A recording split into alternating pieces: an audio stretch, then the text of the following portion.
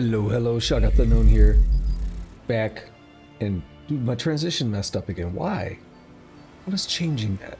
Anyway, back with more Divinity Original Sin Enhanced Edition. Today's date, 26th of April 2022, local time, 19 on the dot.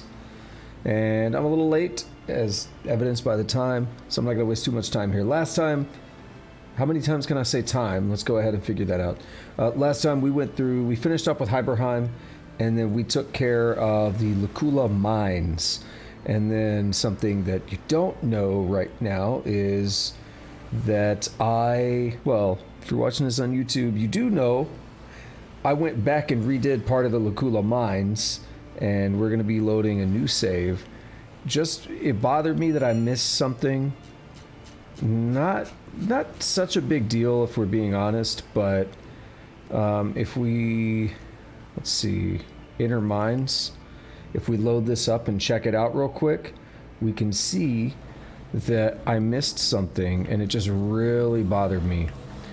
So I'm not going to waste more time than necessary.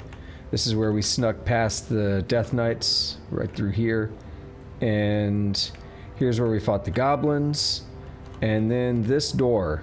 So I think I had my camera at like this angle and I didn't even notice it. I remembered there was something here, but I just completely blanked and forgot. All these explosive barrels and stuff in here, they're rigged up to a plunger here, to like a detonator, and you can blow up that room, you get experience. And then there's a bunch of dudes and a troll in here, so you can fight them and get a bunch of experience as well. So if we look at the difference here, where we ended stream, last time, let's take a look at my experience. It's right there on the 8. Yeah, right in the middle of the 8, 157, 785.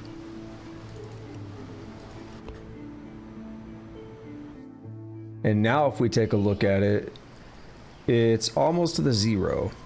194, 705. So it's about 36,000 experience that I got from that. But I had to replay everything. Well, not everything. I loaded that inner mine save and I snuck back. All that fun stuff. I'm just saying this for posterity live right now. But if you watch on YouTube, you've already seen it. And it's a bit of a waste of time. I like the water there. It looks nice. But anyway, let's go ahead and head into Silverglen. And we haven't really done much in here. So let's spend some time just talking, checking things out here. I really wanted, and every other time I've played this game, I have done stuff in Silverglen first. Okay, just seeing what she said. I've actually done stuff in Silverglen, like right from the opening, like right from unlocking it usually. This is the first time I haven't. And it's kind of bothered me because I felt like we're going to miss some opportunities for some things. And I will say, I know there's one quest that you're asked to do something in the mines. And obviously the mines are kind of done now. They're full of lava. We can't really do anything there. But we actually have done the thing that we're going to be asked to do. So we'll see how that works out. But it just makes me a little worried that I was trying to follow the game. Okay, he's not talking, but they're still in there. I was trying to follow what the game was asking me to do when it asked me to do it. And it never really told me to do anything in Silverglen, so I kind of strayed away from here. And that was my reasoning. But it was, intentionally to try to experience things in a bit of a different order than I've ever done before. See if I get anything new out of it. Another reason is because you can kind of get a little bit ahead of yourself, jump the gun, and I'll say you could like trigger some things that you probably don't want to a little bit too early, and I was trying to avoid that, and I thought strict adherence to what the game's asking me to do is one way to handle that. Anyway, what's going on in here? What news from the mines? No news, sir. Goblins will slice us to ribbons if we approach the bridge. Unacceptable. I want those goblins out of my mine by yesterday. Send another man. As many as it takes. We haven't enough men among us to take on even a few of them, sir. Are you deaf? I said I want those goblins out! Make it happen, even if you have to spear Drexis yourself. Oh, Drexis is not a problem anymore. Source hunter, are you? What brings you to this neck of the woods? The goblins? The orcs? The cult? Or the whole pretty bouquet? Well, tell me about yourself. Don't be surprised if you hear more than a few unkind words about yours truly around town. An overseer's got to enforce his share of unpopular guild decisions, you know. I'm finished with this one pony rodeo, though. I did my best by these roughnecks, and now it's time for old Brandon to take a load off. In fact, you may be able to help speed my retirement plan along. Yeah, let's hear the details. I must say I'm also intrigued. Oh, I knew a source hunter'd perk up with the sound of a challenge. Let's discuss your retirement plan. Between you and me, the Troll King's sitting on a piece of treasure of more value than even he knows. A metal called Tenebrium that can fetch a prettier sum than its weight in gold. I intend to lift it, sell it, and live out the rest of me days in comfort. I mean, we've got plenty of Tenebrium already, but whatever. Okay. The devil's in the details, though, and I haven't managed to find a way to access the King's Cave, much less make off with this stuff without being noticed. But you're a source hunter. You can sniff out any point of mystery. So let's make a deal, You find the Tenebrium and bring it to me, and I'll deliver you a few pieces of information about Silverglen, and Lawrence in particular, that are sure to make your mouth water. I wouldn't wish the Ross on me worst enemy, though. So let me give you a little something to contain the Tenebrium bars. It's lined with the fragments of a special stone that keeps rats' ill effects at bay. It's a little late for that if you haven't noticed us spraying blood every couple of seconds in your face, but okay, yeah, sure, I appreciate it. Tell me more about the Troll King. Apart from Gungir's stature and incurable case of the uglies, he's not so different from a parakeet.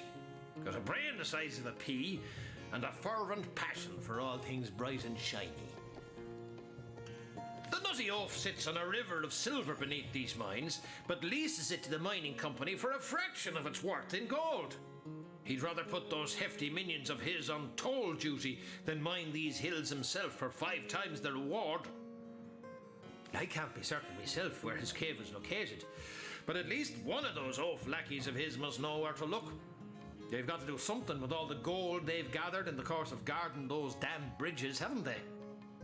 I'd like to ask you some further questions. I'm no man to refuse a source hunter. Ask away, friend. What do you know about the Immaculates? That circus rolled into town shortly after the Tenebrium was discovered. Some freak woman with a freak gemstone managed to cure rot by some strange magic and convinced most of the locals that she were the conduit of the goddess or some such tripe. Can you tell me more about Tenebrium? A strange sort of substance, discovered here around 2 years ago, and folks have been clamoring to get their paws on the rancid stuff ever since. To the right buyer, it's worth more than diamonds. What do you know about rot? Rot? Oh, you're a curious sort of fella, aren't you? Ask around. Half the men here have a brother who died from it. The other half are cured by that cult. I'll take my leave. And we'll talk to Lawrence. A source hunter! My liege, I am at your disposal. I am Lawrence, the representative of the mining guild responsible for operations in Silverglen. Please, valiant hunter, let us know how we can assist you. Alright, too many things happened, so Medora said, well, kick my cap and call me Sue. Taking tasks from back dealers, are we? Gods almighty. Jahan said, must you look every gift horse in the mouth? Tenebrium may well prove to be of incalculable value to us, and us, unfortunately, still includes you, Sue. Now we'll read what Lawrence said. A source hunter, my liege, I'm at your disposal. I'm Lawrence, the representative of the mining guild responsible for operations in Silverglen. Please, valiant hunter, let us know how we can assist you. Well, first of all, do you sell anything I want? Not quite. That's decent.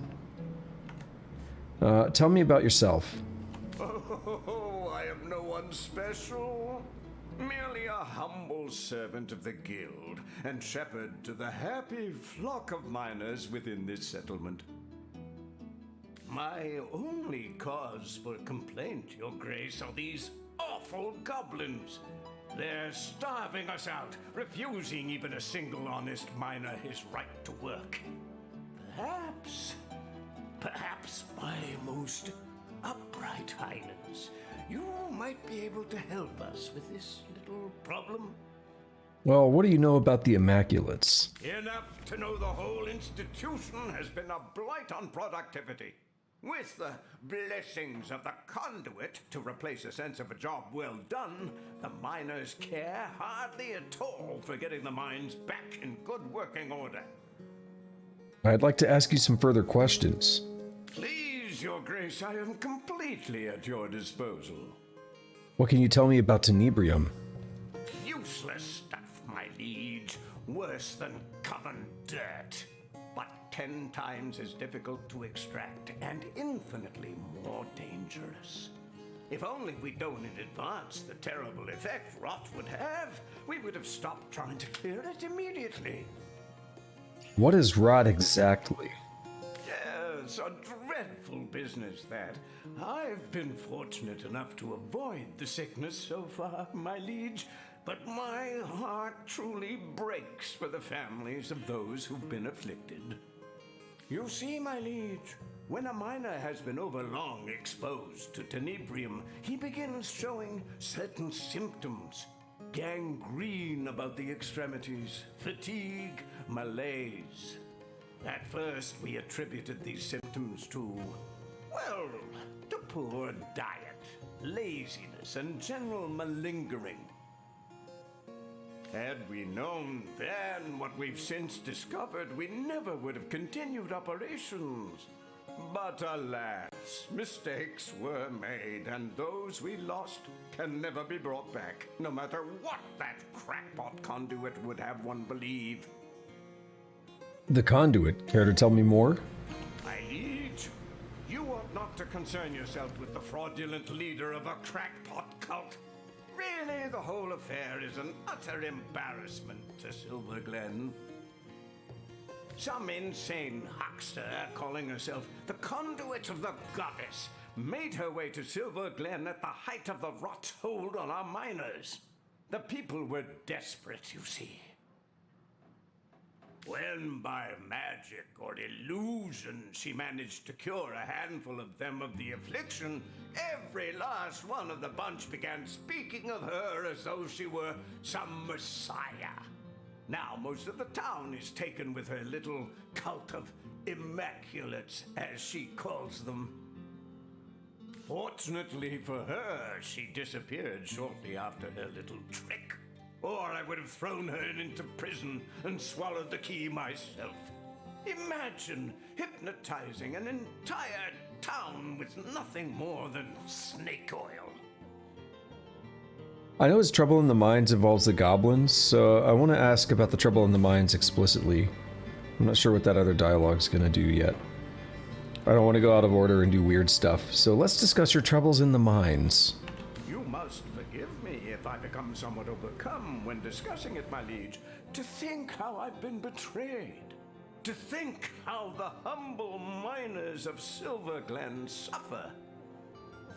I invited a tribe of goblins to assist us in clearing the Tenebrium from our mine, you see. The leader of the troop, a certain spitting Satan named Drexis, promised to clear the Tenebrium and be gone. When the job was done, though, he and his band of totem-brained fiends refused to vacate. They've kept close guard of the bridges to the mine since, and they'll slice whoever dares approach them into ribbons. These goblins follow Drexis like lemmings, Your Grace, and if only I could undo the traitor, they'd slither back to the swamp they crawled from. Drexis's head on my mantle would save countless miners from a slow starvation, my liege. What's one goblin over countless disenfranchised workers? You what? The only brilliant solution you could come up with was to blow up the entire mine? Keep your filthy goblin's head. What use have I for such garbage now that the entire mine is in rubble? You've ruined each and all of us, you low-down, backbiting, rat-faced nincompoop. What'll I tell the men? Better yet, what'll you tell them? Oh, begone from my sight. Okay then, I didn't expect that. Get on with it then. Those brutes! I invited them here to save our valued miners from the ill effects of clearing Tenebrium, and those interlopers met my invitation with a hostile takeover. They haven't allowed a single human miner past them in months, and meanwhile my men have all but forgotten their vocation and turned instead to their damned religion. Don't you mean they have forgotten their vocation? All but means they've done everything except for forgetting. I hate that expression so much. Anyway. That's not what I expected from that. I mean, I did blow up that thing. Which I did last time, between sessions, rather.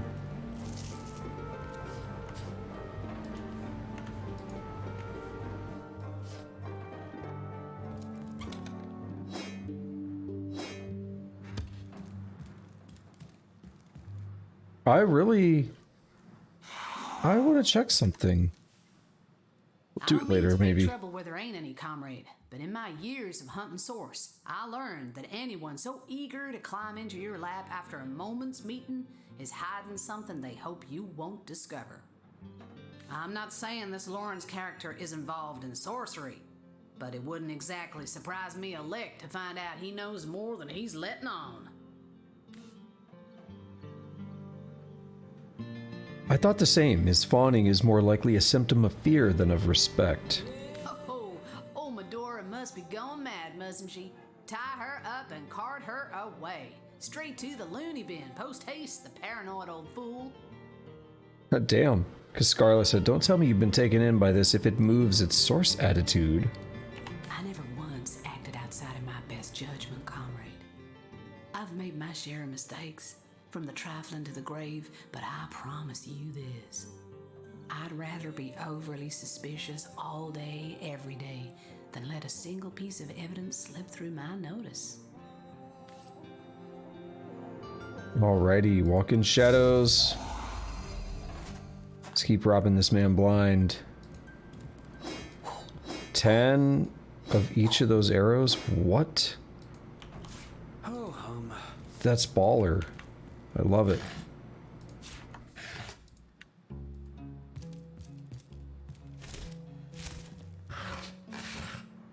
Thing I haven't looted that I want to loot?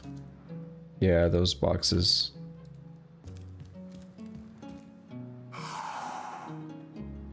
Okay, we'll take this moment to check the book I just picked up. Moonstones of Jewelers. Your Rivalonian moonstone is a pretty tough piece of rock. If the jewelers don't want them, sell them to the local smiths. They can use big, uneven pieces to fortify their clubs and maces, though I never did get the hang of it myself. What is that? Oh, the Bloodstone Cage. The only way to safely transport Tenebrium.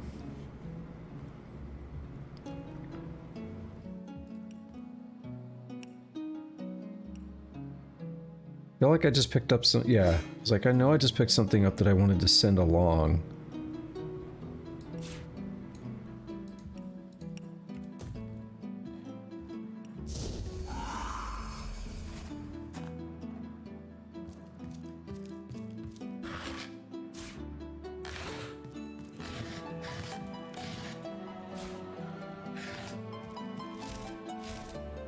That'll do it for this.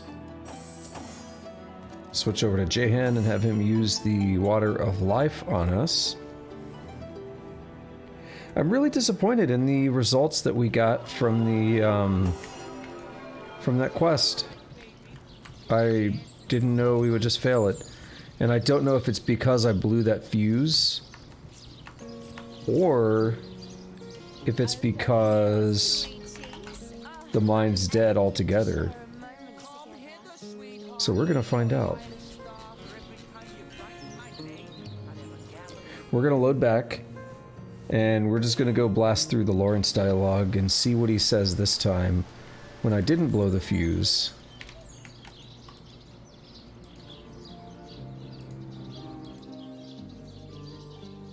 Because he says the whole mine, and it was only one cage where they were locked up. Which that's interesting to me too, that the guy, I don't know how the guy, well no, that's because Lawrence didn't know about the conduit going in there with the Death Knights and everything. I guess that's why the goblins got locked up. Representative of the mining guilds. You must forgive me. I invited a tribe. When the job was done, these goblins followed Drexis like what? The Same. only brilliant solution you could come up with was to blow up the entire mine. Yeah, but I didn't do it. So, oh well, we just have to accept that. Had I come in here and got the quest earlier, maybe I probably wouldn't have left here just to turn it in. Tell me, sweetie, do you have someone? Why you always this one? I hope you haven't come for miner's work, my friend. That's goblin territory now. Not exactly. All my prayers. Hi there, honey. God. You look like you're in dire need of some fun. And I'm just the girl to fun you. Tell me a bit more about yourself. Are you No, always? sugar. That's a story for another day, ain't it? Speaking of, yours and mine has hardly begun. What say we get better acquainted upstairs? I've got all kinds of, details to share with you. So you have a bedroom at the ready? Indeed I do. And I'm just itching to take you places you've only ever dreamed of, darling. What's a lousy 250 gold between an adventurer like you and a fine piece of tale like the one I've got in store for you? Well, let's have some fun. Oh, that's the spirit, sugar. Oh, gold always puts me in the mood for a little romance.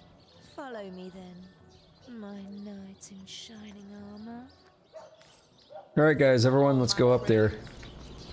You guys gotta watch. The Pickaxe Tavern. Brothel upstairs.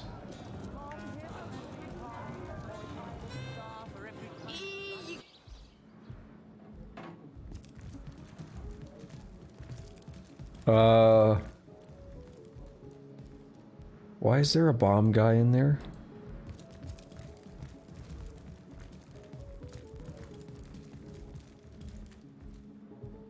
God, the fuse is getting shorter. Stop it! Freeze it! Stop talking, naughty princess! Leave fuse alone or boom!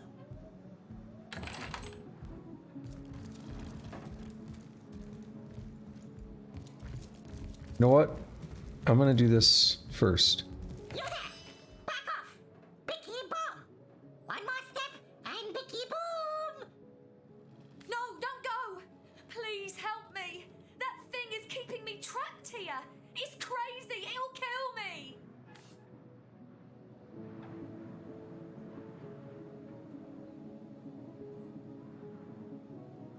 Let's see, calm down. We're not coming any closer. Let's just talk about this. Come on. Are you afraid of that pathetic little thing? Show us what you've got. Think he might bring the entire building down upon us. He's bluffing, I say, but you might actually go boom soon. No, we'll do as I say and there's an end to it. Princess keep her trap shut or bicky boom! No folks, shoot or bicky boom! Last warning or bicky boom!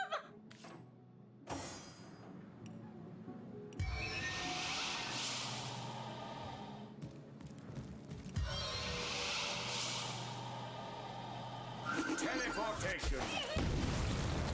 Aha! Oh, thank you, thank you, thank you! You saved my life! It was that cur of a Frederick that did this to me.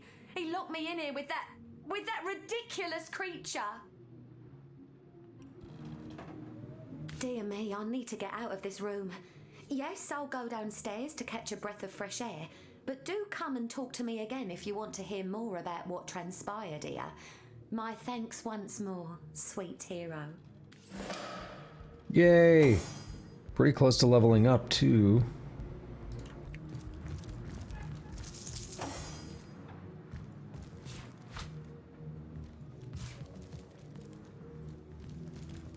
I actually recognize that music, but it's really quiet. But we've heard that music before, I guess in, Saucy.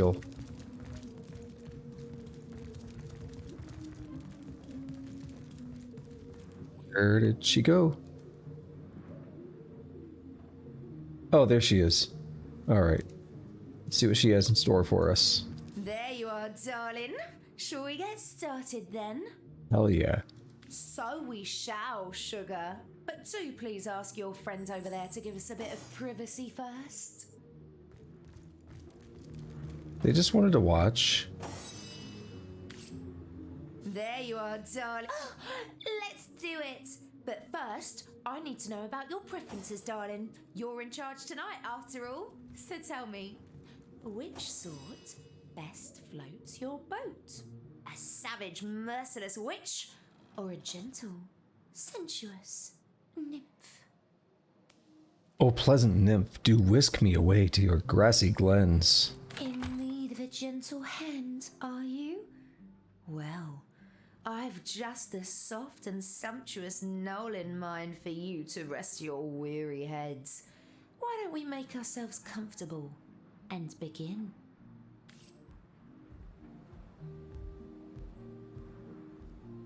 Once upon a time, the patron goddess of feasting took a fancy to the humble spirit of insatiability.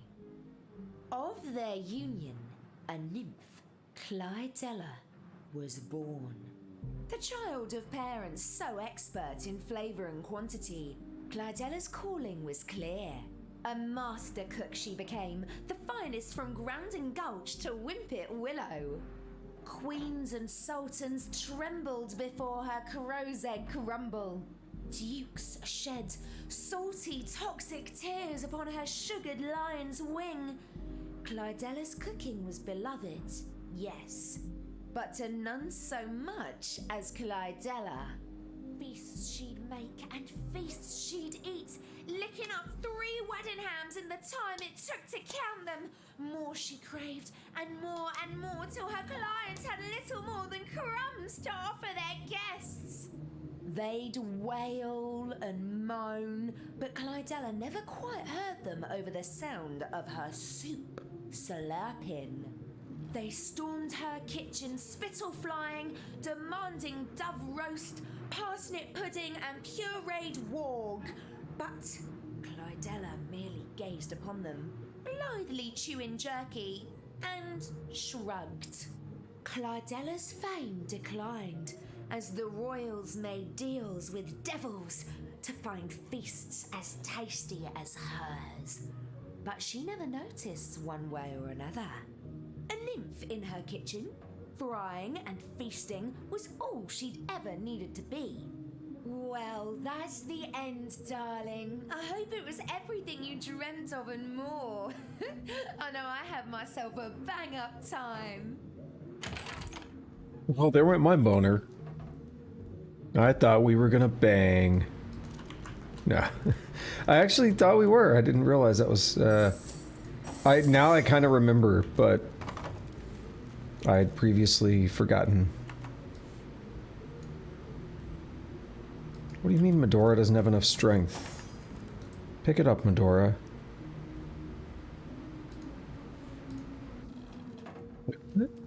Fastened tighter than the treasury. Hold on.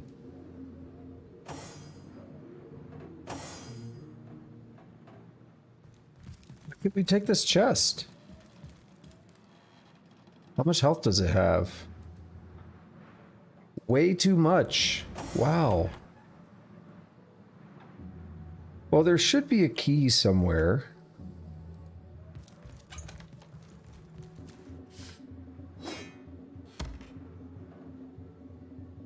That's worth... Wow. That's worth some good money.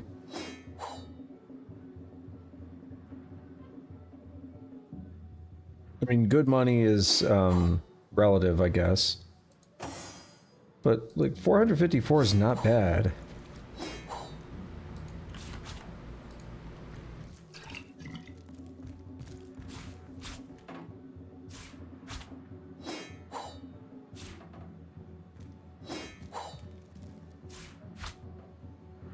Alright, most of that was...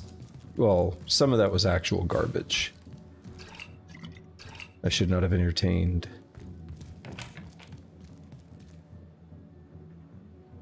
I feel like this room explodes or something. I don't know why. I just have memory of this place being on fire or something going wrong. I have a moonstone. That's pretty good. I was gonna say valuable, but as I was gonna say that, I noticed that it was only worth 42.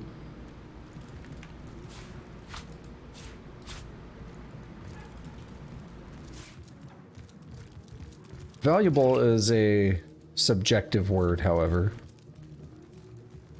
Wait, I feel like there is something in here.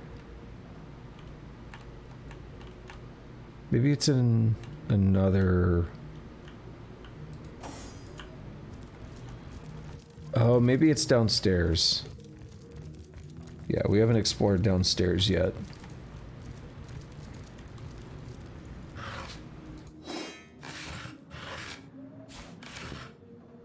And here's the same coin. Keep the change. Half as dumb and twice as mean.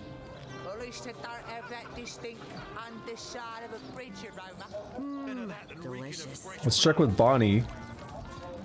Because she's the one that we just saved from the explosive... Yeah, explosive guy. My heart is still racing. That little monster's face haunts me every time I so much as blink. Tell me about yourself. Bonnie's my name, and I am, or rather I was, a lover for hire. Folks would come to me when they were in need of some company, conversation, and more intimate desires. But this fiasco has put an end to it. I'll never set another foot into a client's room, not on my life. Damn it. There went my next shot. Well, let's discuss this Frederick fellow. She didn't actually say it out loud.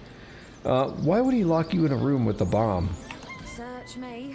He's a regular of mine, with rather eccentric tastes, I might add. He always wants me to wear a grey wig, for example, and walk with a cane.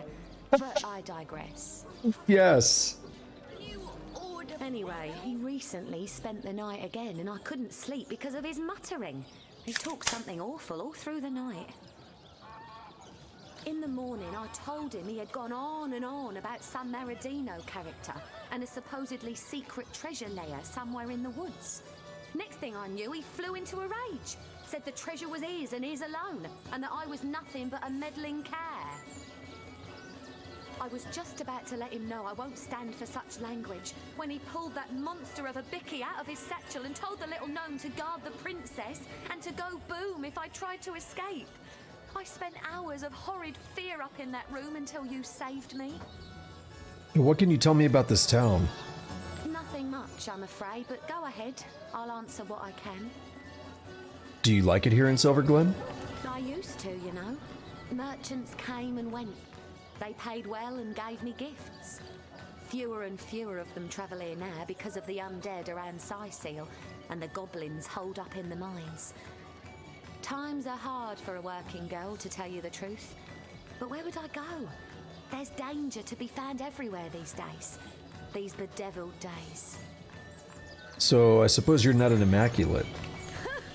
I haven't been immaculate for a long time now, darling. And if I see what passes for immaculate here in town, I don't want to join the club anew either. Give me fun, not fanaticism. Give me zeal, not zealotry. These people, I honestly don't know what has gotten into them. I'll take my leave.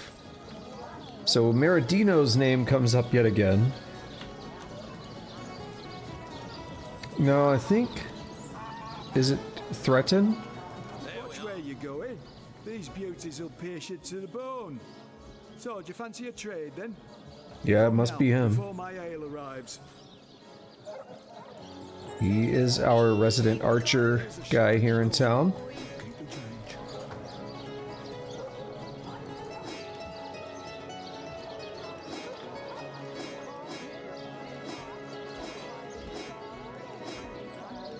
It's kind of expensive though, buying all of these. I think I will hand, fuck it. I don't really need these two cloud ones. But I will take these. I don't really use the clouds much. Maybe I should start making an effort to. But we'll hand over all the arrows.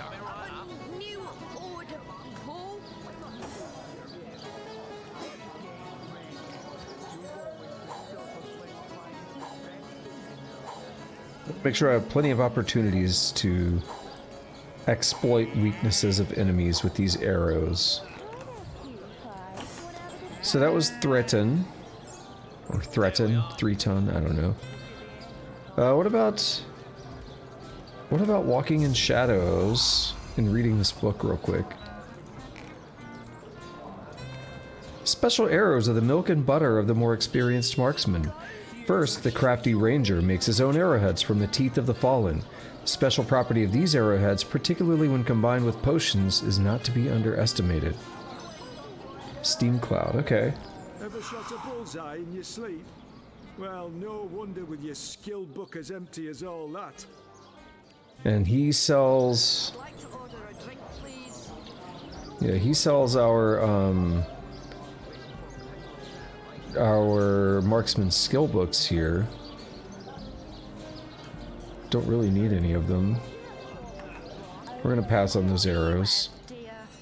Hiver growls under his breath and flexes his muscles menacingly. And now he sells more stuff that we do want. Flurry is a master skill. We definitely want that.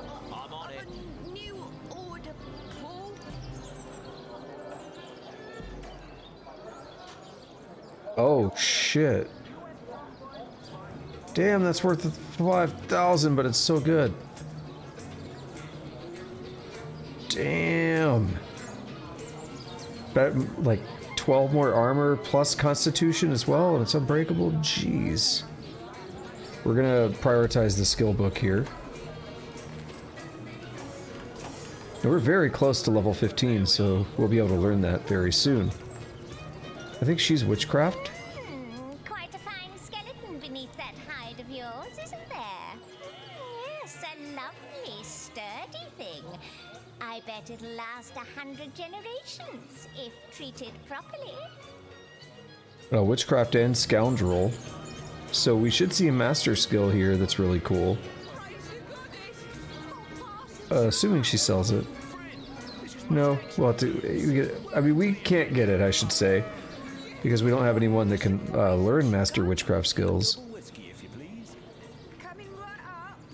Oh, crawling infestation.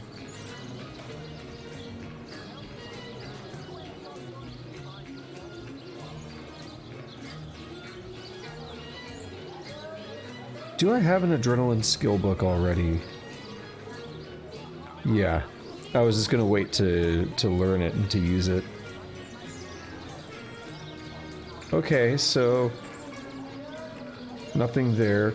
The master skill that I was referring to is actually, Resurrect. It's a master witchcraft skill. He's just a generic miner. So we're not gonna bother with him.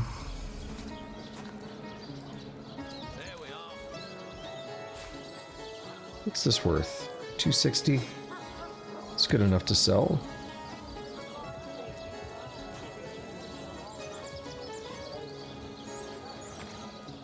Potatoes, Mother Nature's joreth of all trades. Mash 'em, boil 'em, cut 'em into strips, and fry 'em up real nice. With a potato in your hand, the world is yours for the taking. Boiled potato. Not the most exciting sounding food. I do love potatoes, though. This guy's not voiced, so business is booming year round now that the mines are closed. Better to spend a day with a pint than a pickaxe, isn't that so? A pretty boring inventory.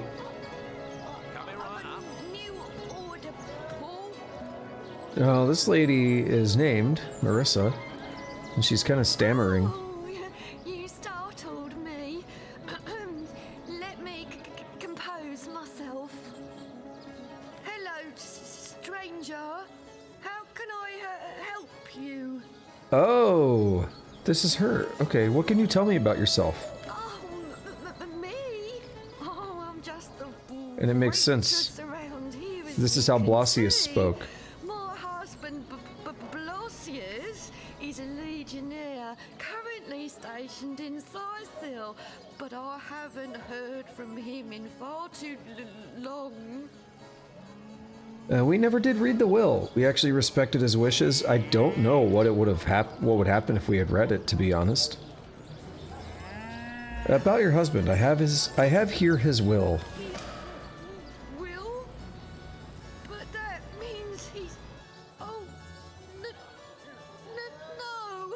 Oh, not my cutie, broody buttercup. Well, that's unfortunate. Please, leave me.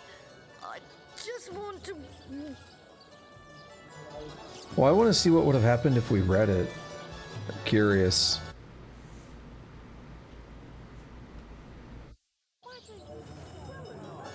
Because we've held on to that for so long, and I was honestly going to check... Oh, I went right to it. I was honestly going to check off stream and make a decision, because I don't care so much about metagaming too much on a game I've played a couple times. Oh, he even stammers and stutters here in his writing. That's odd. I'm gonna read it normally. Darling Marisa, if you're reading this, it means I'm gone. But do not despair, dearest, for I will await you in the afterlife with open arms. Look after yourself, Boomly Bear, and remember that nothing is more precious to me than your happiness. In this interest, please take my locked box and make full use of its contents. The gold therein should sustain you for quite some time. Yours truly, Blasius. Quite an important document to entrust to a stranger. With a quill and ink, one could easily alter it.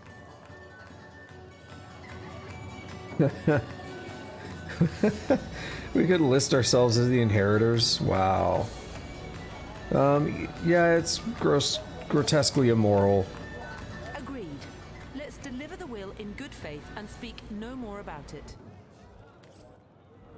Yeah, that would have been kind of absurd. Where did she go? Oh, you startled. Hello. Oh, he's... Right. I don't mind redoing that. Alright, so Mikhail Solometin.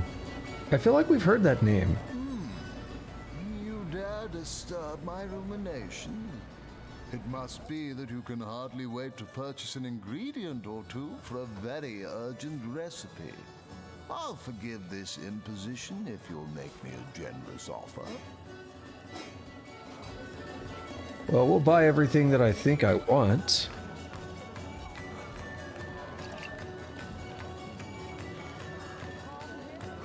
It's kind of hard to tell sometimes.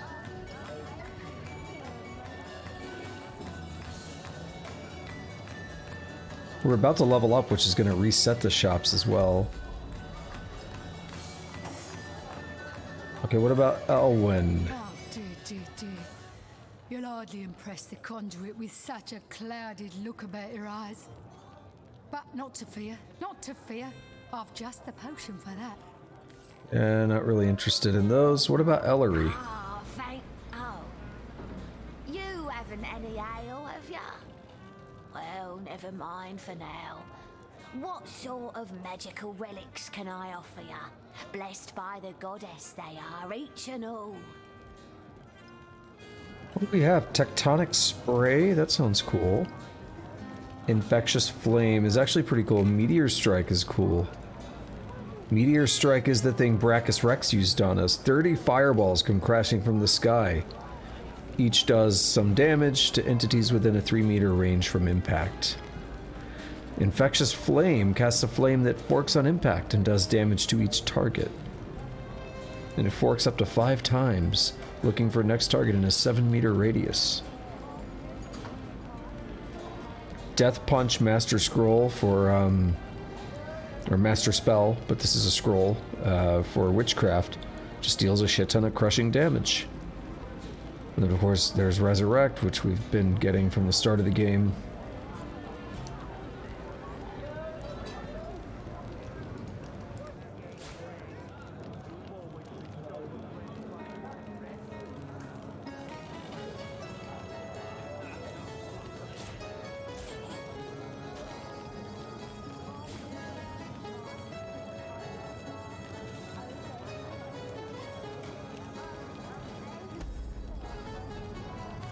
Alright, I think we've spoken to all of the named people in here, haven't we?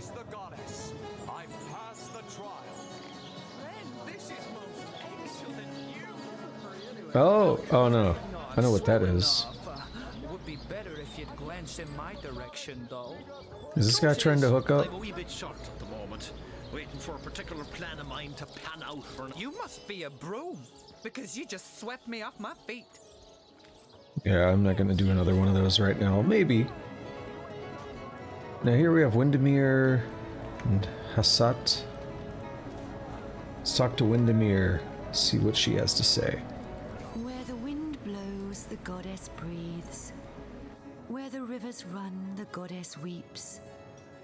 How can I connect you to our eternal goddess, my friend?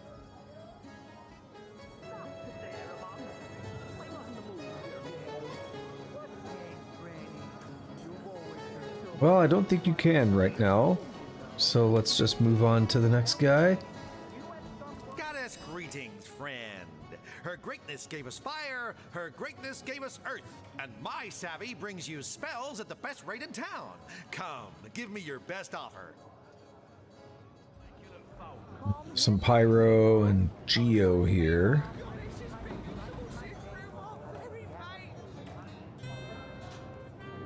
Deadly Spores is really good. Launch multiple poisonous spores that each deal some poison damage to anything 3 meters from impact.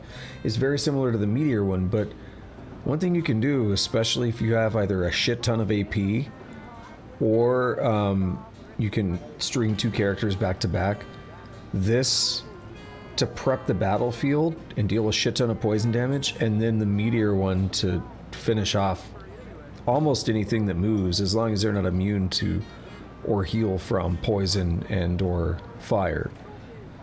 Now, it's a bit of it like, as long as that's not the case, that's kind of a bit of a big deal, because there's so many zombies and stuff in the game that it is very likely that an enemy may be immune to poison. Tell me, sweetie, do you have someone, or are you always this hot? Oh God. Here, sweet cheeks. Oh, I'm aching to share a moment together. Come hither, sweetheart. Oh, if I had a star for every time you brighten my day, I'd have a galaxy in my hand. I thought we were gonna get ambushed by Ruby. I thought there was gonna be some enemies that pop up or something. I didn't think we were actually gonna get laid, but I didn't expect the like bedtime story kind of thing either.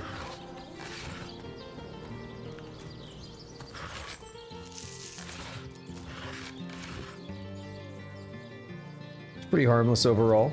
Can't complain. It's like, yeah, it cost me a tiny bit of money, but whatever.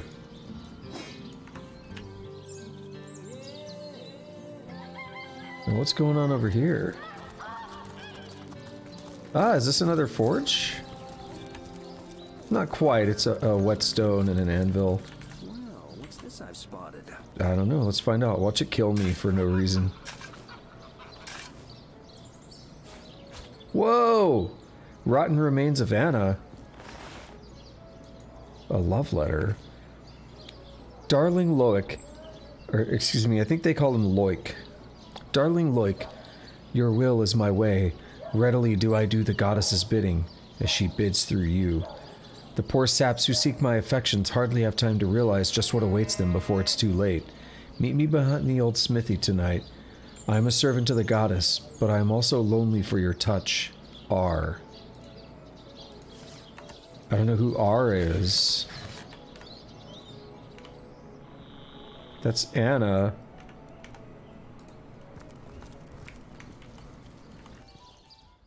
R was writing to Loic.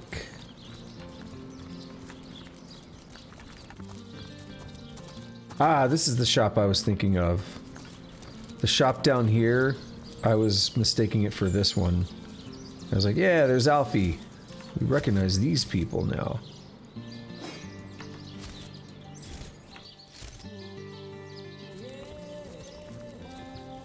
Bjorn? Come, your knightship. Hope be welcome indeed.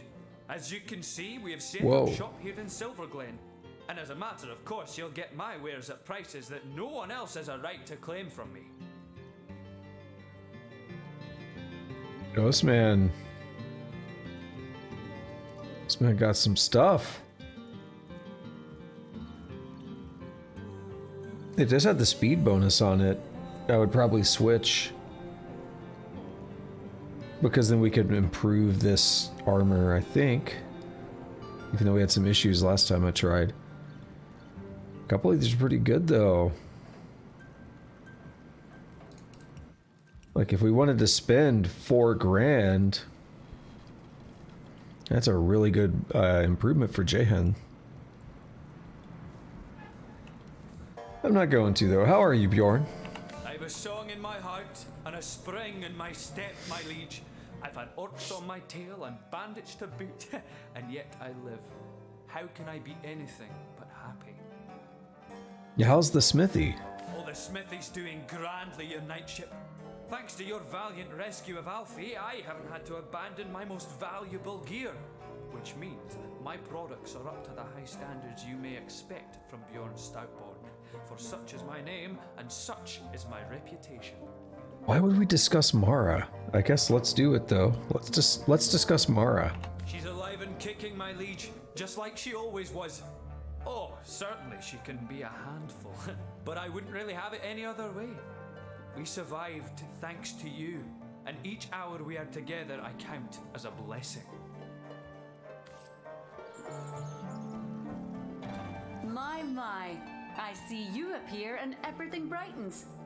Such is the joy you have brought us. Please be ever welcome in our new establishment. How are you, Mara? I'm swell. I'm settled here in Silverglen. I have a roof over my head instead of menacing forest canopies looming above. I have a cozy bed to sleep in instead of moss and leaves to lie on. I have a husband to cuddle come the night instead of having to stand and watch for bloodthirsty beasts that hunt by the moon. As you can tell, dear friend, I am well indeed. Well, let's discuss Bjorn. Oh, he's doing peachy. As am I. We do still feel great sadness for what happened to our friends in Hunter's Edge. But the selfish side that houses in every soul is mighty glad we made it out together. A new smithy, a new life. The gods are kind to us. Alrighty, I'll take my leave. Jahan, give us a water of life.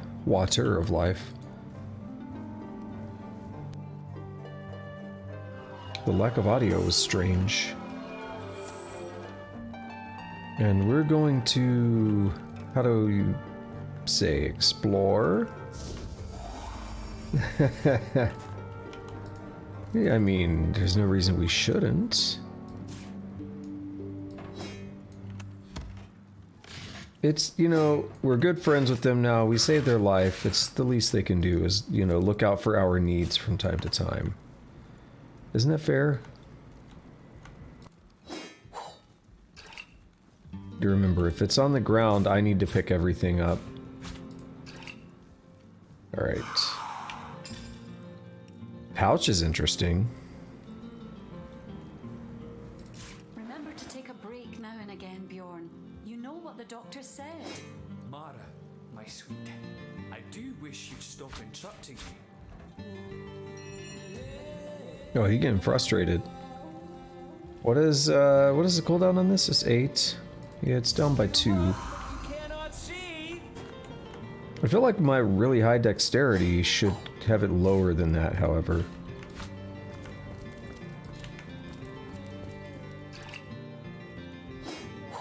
Yo, those shields are heavy, aren't they? So we don't actually need the hammer.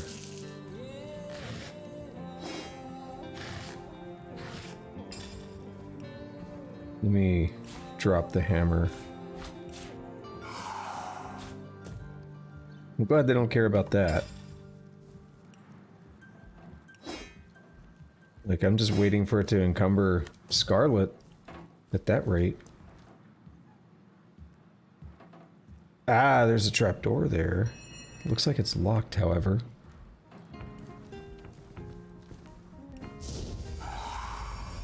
So there's one thing I was curious about, and it's the chest that we got a long time ago. I mean, kind of a long time ago. Look like your best work there, dear. Hold on. You're tired, aren't you? I told you you'd be. Please, Mara, must you bother me at every turn? Alright. We got a chest when we beat Brachus Rex. And I was curious about it because I was wondering where the key was for it. Now, in our case, we have yet to find a second magical unlock scroll. I think it is possible that we could have already found more. Ah, there's a cellar key. We're probably going to use that. Got it. So it's possible we could have found others, as far as I understand. But since we haven't found any more, we just keep waiting. Or still, like, quite a ways in the future, we're going to be able to actually get the key for that chest. My understanding, however, is that for whatever reason, the loot is still, like, really low-level stuff. Based on when you found the chest, basically, when you fought Brachus Rex. It's geared towards around level 10 or so. So it's kind of odd that they made you wait until so much later into the game to be able to unlock it without having either really high lockpicking or a magic unlock scroll. And in fact, I think actually, I want to try something. Again, Bjorn. You know what the doctor said. Please, Mara, must you bother me? So this here says, it may take some practice, but once you've got your iron bar out of your iron ore, you can make it even stronger by turning it into steel. That's right, all you need is a forge, an iron bar, and some craftsmanship, of course. Can't learn that from reading a book.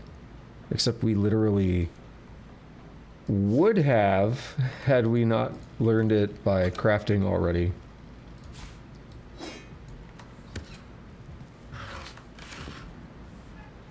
Alright, so this is the trap door. Hammering away for hours. Please, Mara, must you bother me at every...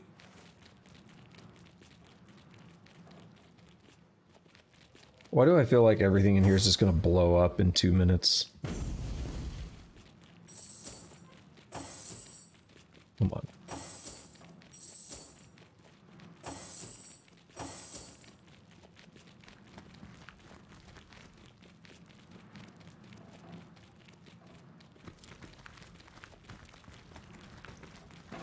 Come on. How do none of those work? There we go.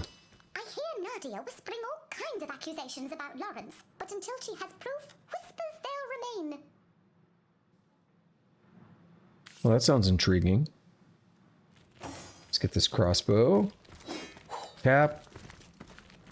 Claymore. Might as well have Scarlet do looting.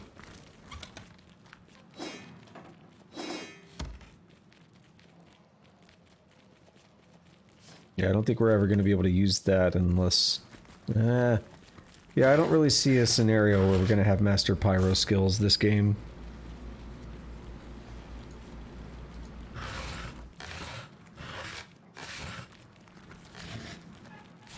Kind of sucks. I really like the... I don't know why I gave it to him. Whatever. Kind of sucks because I like the pyro stuff a lot. But it's just not how we've played this.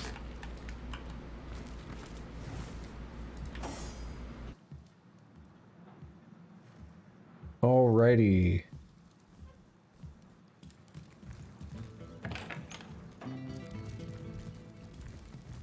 Oh, you're a good boy, aren't you? I don't think we were supposed to be in there, but they didn't seem to react. My champion, my healer and protector. How delightful it is to see you again. And how are you doing, Alfie? Oh, I'm doing dandy. Thank you for asking. My wound is quite healed. A bit tender still, but coming along nicely. The powers that be have been going quite easy on me since we've been here.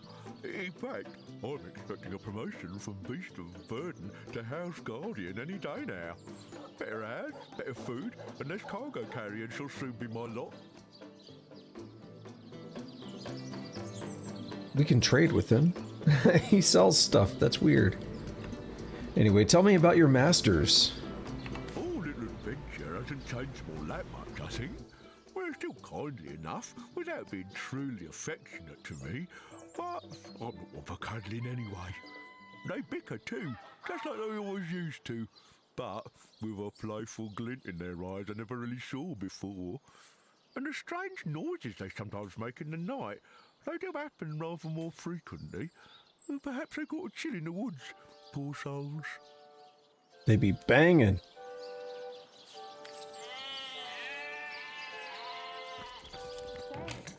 Mara, my sweet, I do wish you'd stop interrupting me. Alrighty. Hello and welcome to our shop. I am the son of the proprietor, Nadia. Please let us know how we can help you. Well, first you can sell me all this stuff. The ore is worth buying, I think, because we can then make weapons that are way more than the... Oh, it's only 2. Super cheap. The blade scraps, though, we can make good stuff with it. We could do good stuff with it, so I would argue it's also worth it. And the sinew, that's good for bow stuff. I mean, we can straight up just make bows from scratch. Make some decent money. But we want those scraps as well. Anyway, tell me about yourself. You've probably noticed that my mother Nadia and I aren't from around here. No. We traveled rather far from our hometown to plant new roots here in Silverglen. My father, Ben, his death was somewhat mysterious, and we've traced the puzzle back to this little settlement. My mother will have plenty to say on that subject, if you're interested. Tell me about Nadia. Ma's a bit intense, to be sure. Set in her ways, but fiercely loyal to the family. Help her out and you've got a friend for life. Cross her, and you'll be better off skipping town. Not that that'll stop her from cursing your line for the next 1,000 cycles of bendis. Tell me about Ben. My father was a good man, equal in character to his wife. His death nearly destroyed us, Ma and me. But now we're here, and we won't leave until we've held the proper parties accountable for their role in his death. I will take my leave. Let's talk to Nadia. Farma Malbenita, a source hunter in Silverglen. I have traveled mile on top of mile to find help, and now help has, how you say, appeared from skinny vapors. Appeared out of nowhere? Or I don't know what she's trying to say. Tell me about yourself. Out of thin air? Yeah, thin air. I'm stupid. I know English. I know English idioms. Tell me about yourself. My story? Well, this is no small tale. I think perhaps you will be more interested in the, how you say, the short end of stick. I believe Lawrence, the leader of mining guild, tell my husband and many of other workers to mine deadly ore called Tenebrium. Yeah, I mean, I kind of believe that too. Lawrence knew that this ore caused rot. Charming name, no? Yet ordered the miners to continue. Many men, my Ben among them, become the sickness. And now they, how you say, kick down the bucket. But the sickness, it is not normal. It kills swift and terrible, not unlike Source. My son Sebi and I travel from our home to find truth. But this has proven not so easy. What can you tell me about your husband, Ben? My sweet little Pomerazzo Viziago. My darling Ben, we got along like, how you say, bees and ferrets. But here there is work, very well paid, in mines clearing special rock from Silver Mine. So he leaves Sebi and I to come to Silverglen. We wait with hearts like stones for some months. And one day, we see familiar figure moving with strange steps on path toward cottage. We run to meet him and take him into our arms, but he collapses at our touch. We help him inside and set him to rest. But he was in terrible condition. Each hour he grow worse, rot so fast we hardly recognize him after 2 short days. He slip away from us, and we bury him with much grief. Tell me more about your son, Sebi. When his father died, Sebi become restless. Being of the age, he joined army and go straight to front line. Though I was nearly old woman, I joined army as healer to be near and look after my boy. There we saw special legionnaire using strange weapon. And this legionnaire soon come to my tent with the same disease that killed Ben. I discovered the Tenebrium ore in this weapon. It was the ore that killed them both.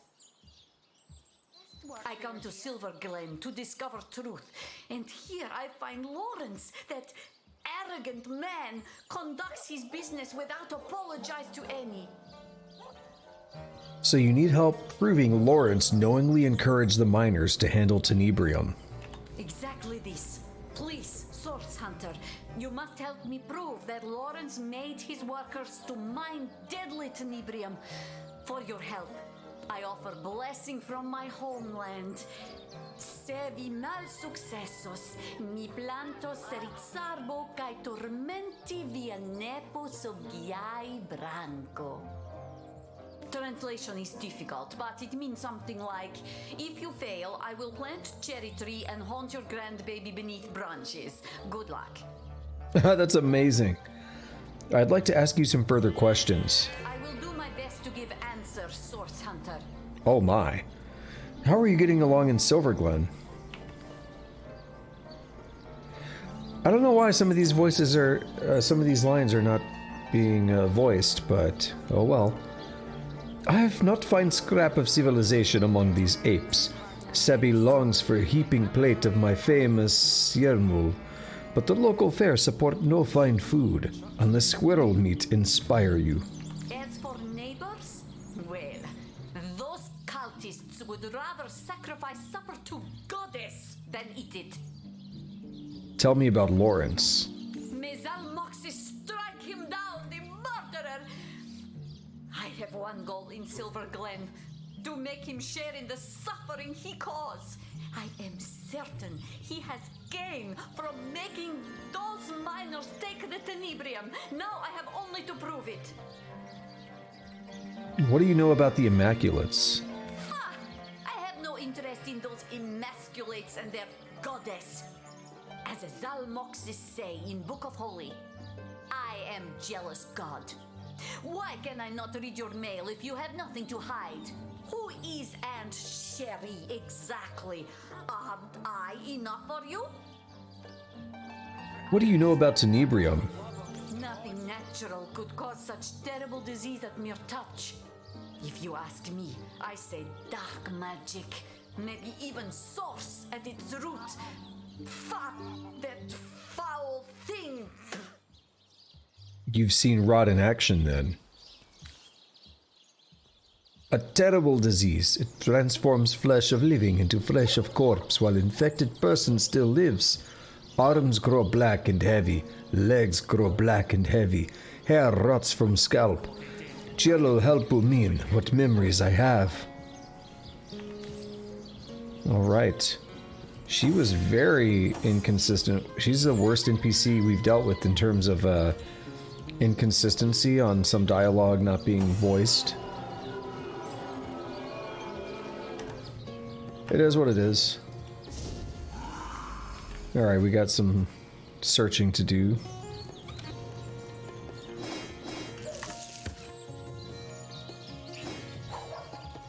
Book of the Immaculates, too.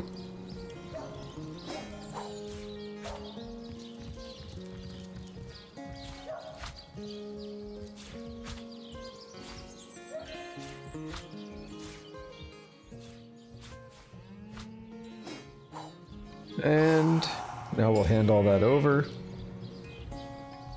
We'll probably want to read this book here in a moment.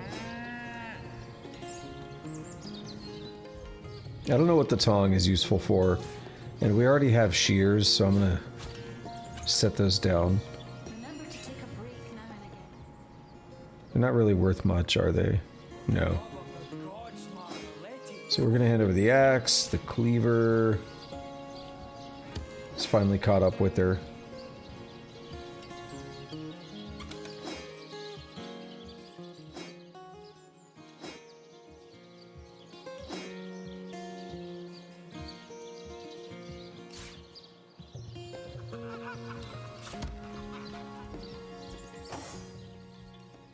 But I do believe she has some ore.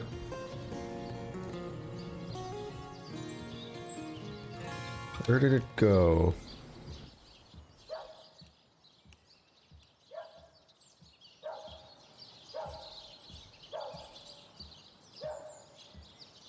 There it is. Send that to Homestead. No longer encumbered. You're basically still right on the verge of it, though. That's fine. Let's maybe check out the Book of the Immaculates a little bit later. I say that because it's book number 2. Where's book number 1? Let's check out book number 1 first. Right, we'll take the nails. Cleaver, shield. Gold. Yes, I will literally do that for 3 gold.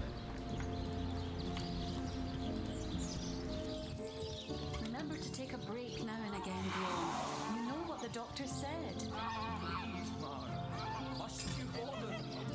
Now we're going to encumber her again.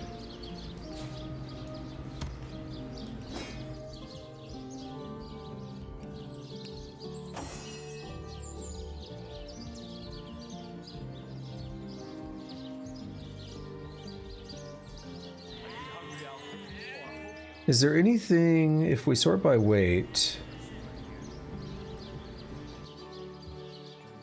I mean, I could hand that... Whoops, not to yourself. Wait, where did it go? Oh, I'm stupid, it's still there.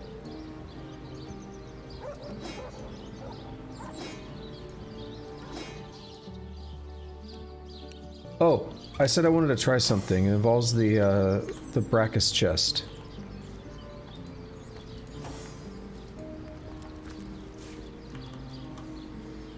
So with Medora, let's find Chest of the Source King. That look on your face. Oh. Oh, come off it. Oh, what look do you mean? That I just caught a whiff of goblin offal stew scrunched up look. We never did kill this guy, huh? This guy wanted us to kill him. So that chest is locked. And seemingly a bug. Basically, the magical lock is supposed to... This chest is supposed to be magically locked. And what I was looking at is some people said you can move it away from the magical lock and then it just lets you open it.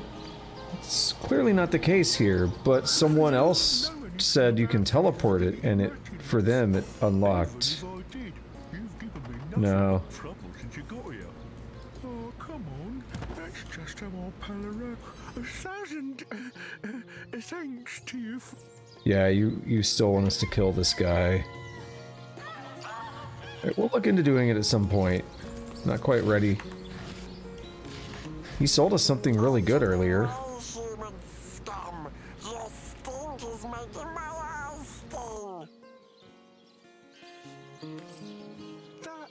I just caught a whiff of goblin offal stew scrunched up, look.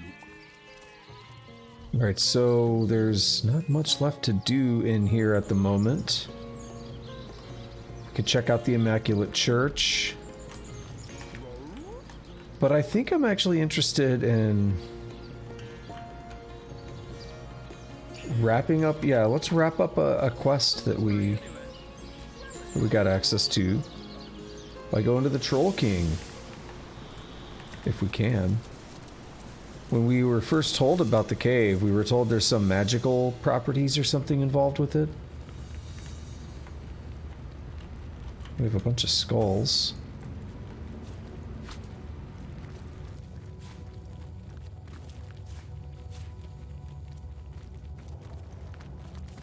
I guess someone else got here first. Yo, what's going on, Tusk?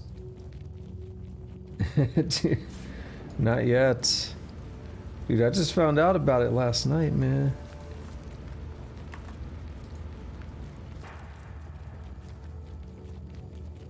It was pretty cool, though. A dead end, a troll statue, grey gold. Yes, but I think there is more to it than meets the eye. Rat. It's awfully boring in here without the proper magic. In its right form, things really get moving. Or should I say, stomping. I wonder what this proper magic could be. Well, let's take a look at my log. Oh, we already have Tenebrium that we can bring for a reward. We don't actually have to do it here with the Troll King. But I would like to know how to get through here. Ah, I don't remember.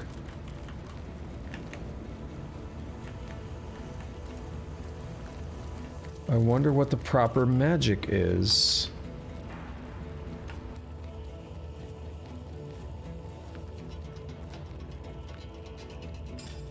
I wonder if I already have the proper magic.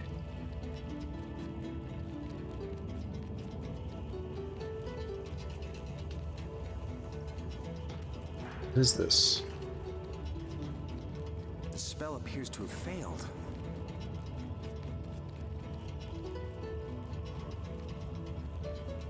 Poultice spell. No, we've used that before.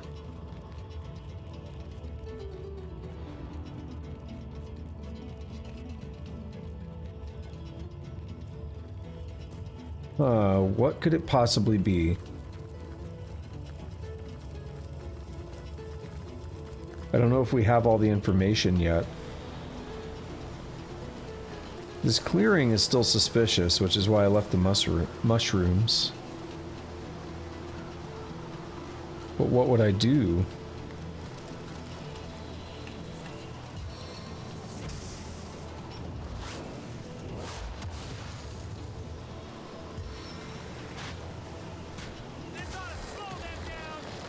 Yeah, that did nothing.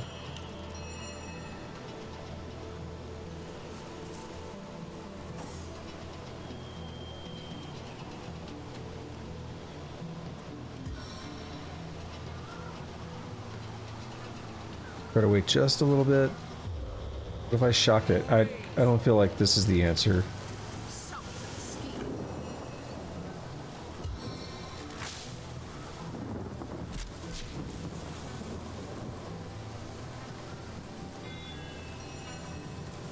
So we can go inside and just try doing stuff around the statue as well.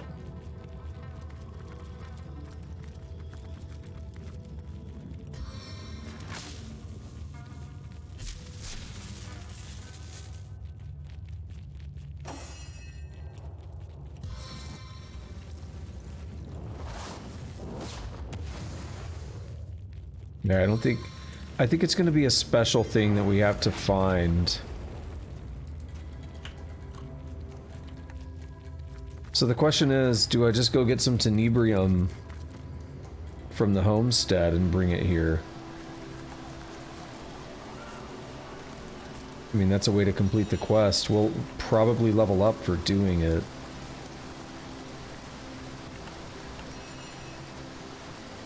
Is there anywhere else worth going? Portal to the mines, witch's cabin.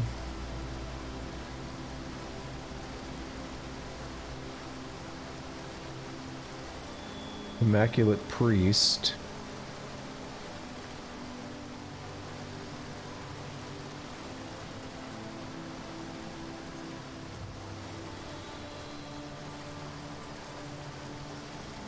Let's go to the end of time. And let's just go ahead and get a piece of Tenebrium.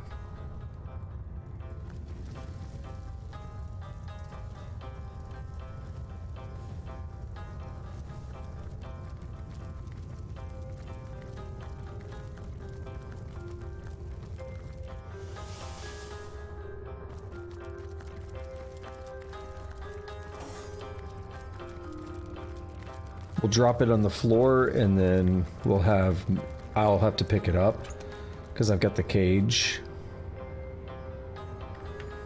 Do you want ore or bar? That's the question.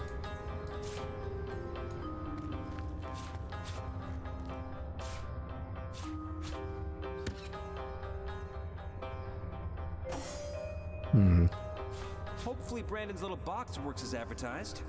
Indeed. Death by toxic rocks hardly befits a source hunter. Excuse me, what? Oh no. Where's my last save? It's in the troll cave.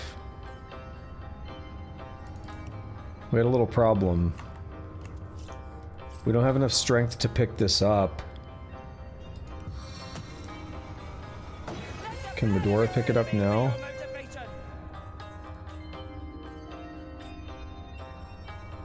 Yeah, we can't pick it up. Okay, so let's load. That's goofy.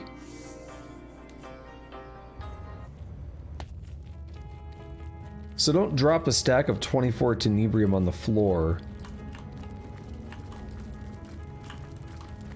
A dead end, a troll statue, grey gold.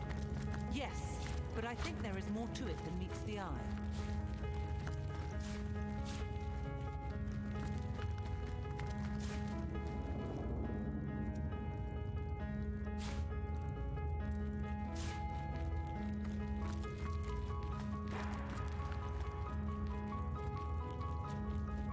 Alright, so the interesting thing is that we can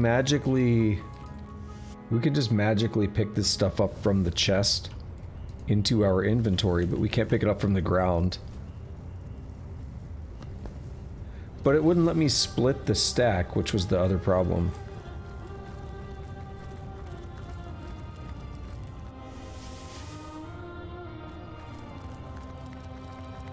So let's try this again without having that issue.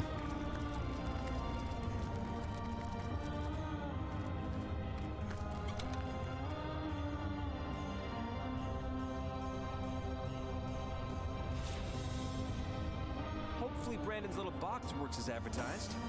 Indeed. Death by toxic rocks hardly befits a source hunter. So how many bars did it take? Did it take all 4?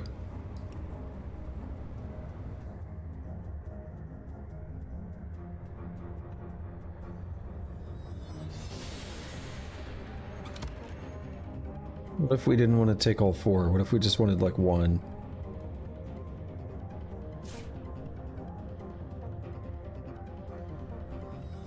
Oh, what the fuck?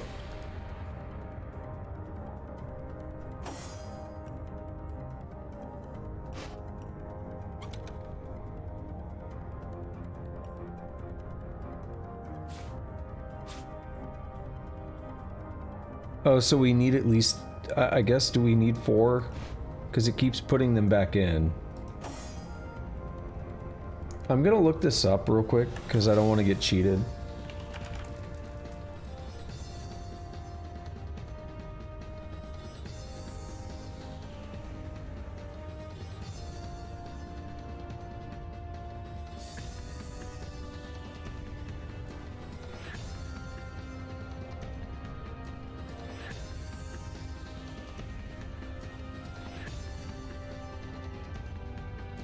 Oh, we actually need 10.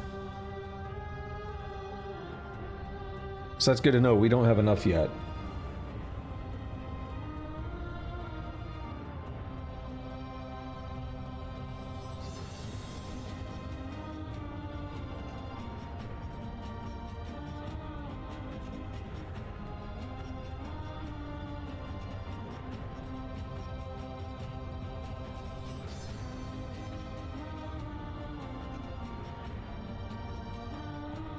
Okay, then we're gonna do this different ways. It's fine.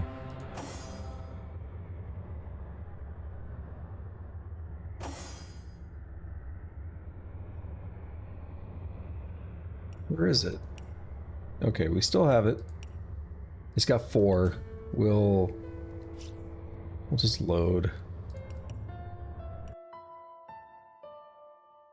I don't want to have my inventories all jacked around with. Okay. And then I save right after loading. Why am I so weird? So we would want to go to Silverglen.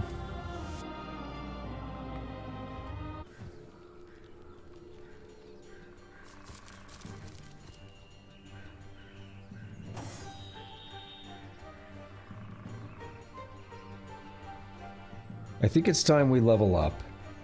And this is also going to bring us in the direction of where we would need to go to do this the long way. Now what we could have done is we could have taken some of the ore from the mines that we already got a bunch of ore from the mines. We could have taken that and smelted that into bars. And we can give that to Brandon. And we could already be done with it basically. But I want to do it the longer way. Because it implies we do a bunch of other stuff too. And it's stuff that we want to do anyway.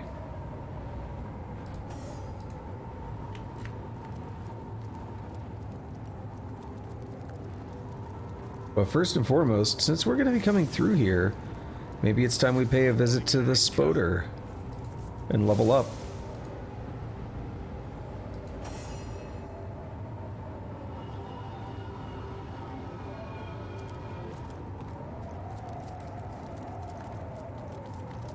Or these guys. These guys will level us up. Still haven't fought them. Alrighty. Shitty...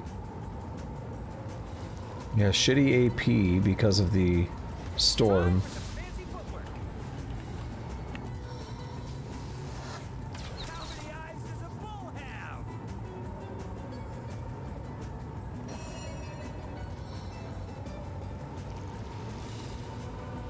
What do you mean target is... Oh, because you're way over there.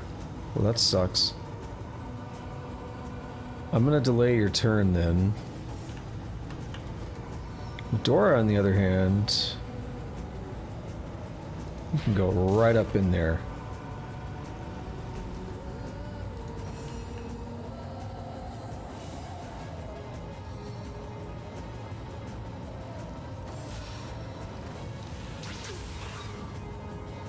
Now that we are level 14 and they're level 14, I think this might go a lot smoother than it did last time we were here.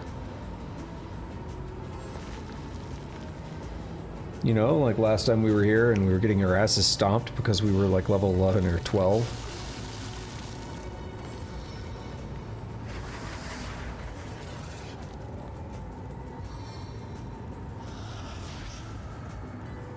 However, these enemies are still a bit rough, and they're not leaving Medora alone. It's actually pretty annoying.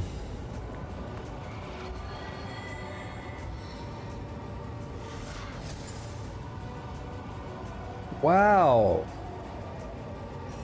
Look how many things they've stacked on Medora.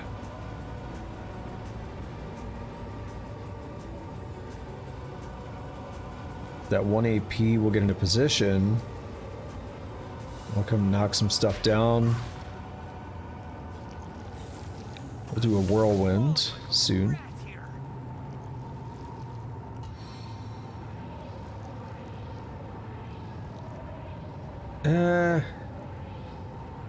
I'll move up 2 AP. I can get a better shot on these.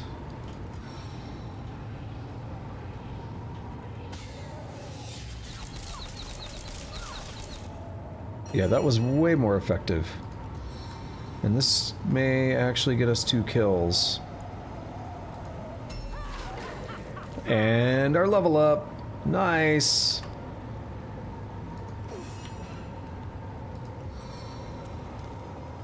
I mean, we could try to knock this thing down. Hey, it actually worked. Despite how many negative effects she has stacked, it actually worked.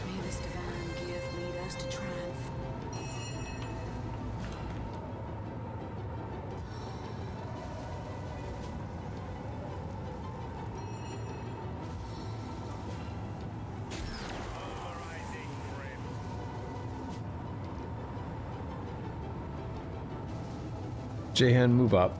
It's bad.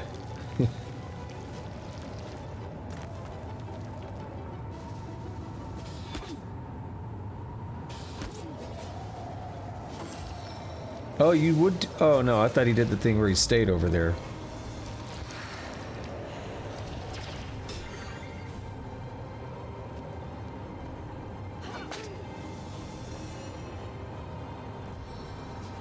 Is that down to a 2-turn cool? Nice. I like that.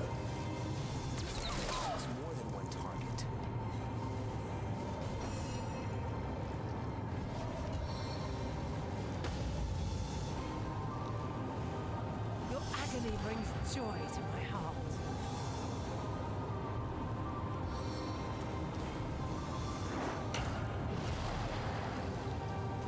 Are you serious? How much health does that thing have? 7! Oh my god. She did 3 damage. Incredible.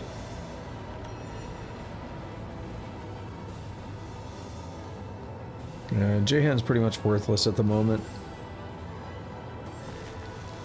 It's weird, he has such high intelligence, but his spells, they cost so much AP, it seems.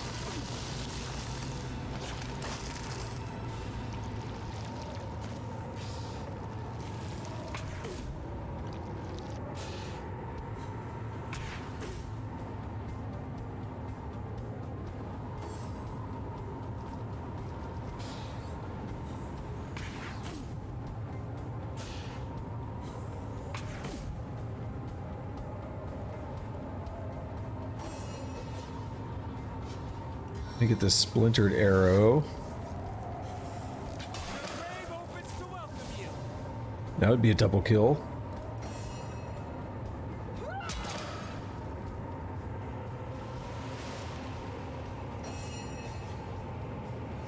We're already a 10th of the way through level 15. That's crazy. Medora is still weakened, which is really screwing her up. So we're just gonna burn her turn.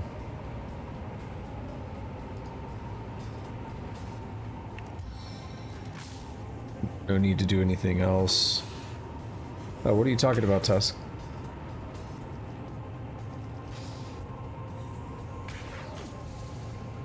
Oh, don't blind him.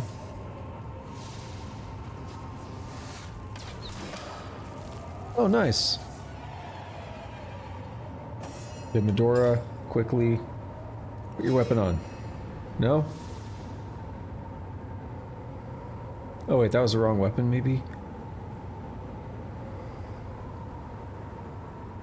No, I think it was right.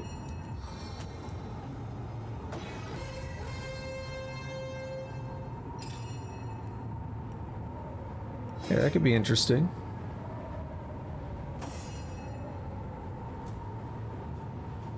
I don't know enough about the series until I play it, but seems like it could be interesting.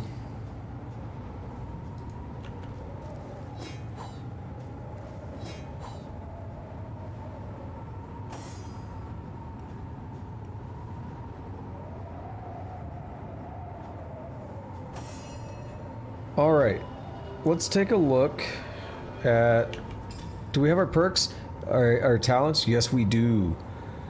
I am extremely excited for this level up. So what are we gonna do?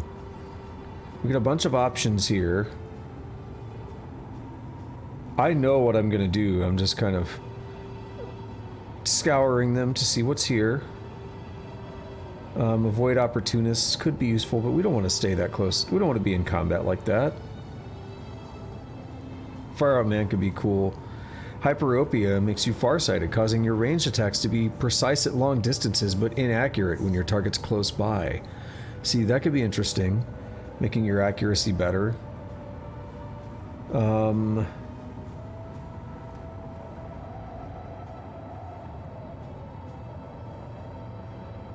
My precious, every time you hit or get hit, your gear has a chance of not losing durability. Excuse me, I have like a hiccup there.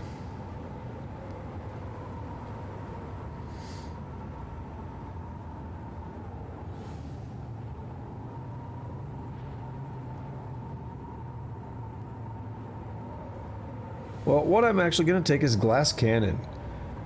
Gives you 4 extra recovery action points, but your total vitality is decreased by 50%.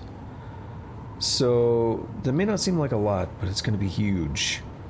So every turn I'm going to go from 8 to 12 action points every turn, which is actually more than the maximum. No, that's just because of, yeah, that's because we're being slowed here. But if we look at my health, it is currently 657 max health. So that's going to drop to what, 328? Wait, what? Maybe I just don't know how to math. Oh, I think it's because of gear. Maybe. I don't know. Maybe I'm stupid. Alright, Glass Cannon. And now we have all kinds of goodies in here. We can just max out bow if we want. It might be nice to put a point in charisma. Oh shit, I'm still wearing the panties, aren't I? Yeah. Well, let's go ahead and max out bow.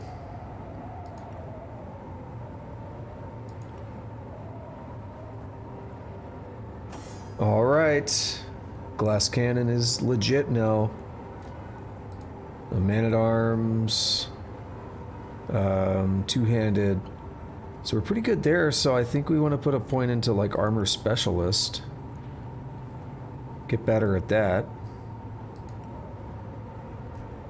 Now I really do have to think about what we want to do for our melee fighters.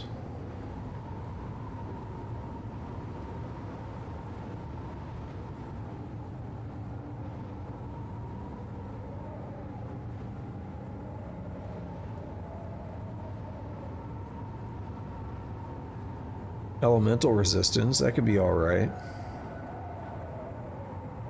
3% times man-at-arms. I don't know what that means. Oh, because I was confused before. I was like, 3% of what? No, I get it. It's 5 times 3. This is weird because it requires man-at-arms 5, but I guess you could boost your man-at-arms above 5, but I'm like, that is the max level. So that's 15% extra elemental resistance, basically. Leech for standing in blood. When resurrected, you revive a full health. That is good. You can double the carry weight. Yeah, so this gives me 15% extra vitality. That's what this would be. I might hold my perk a little bit, or my, why do I call it perk? I hate that word usually. I'm thinking of just holding onto it a little bit while I think about it. I might wait until next session to actually do that.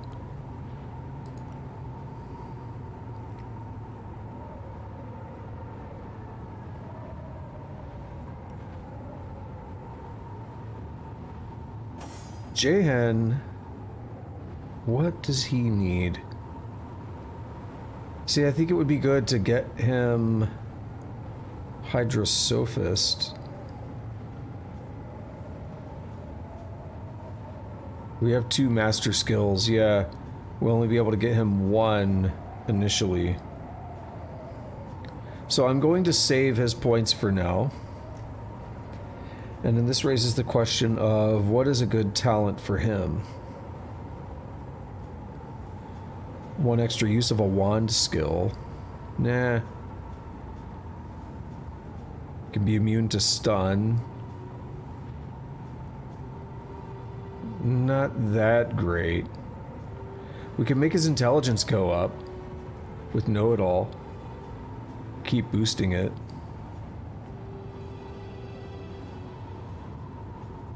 We could also give him Glass Cannon, which would actually make him much better in terms of being able to cast high-level spells.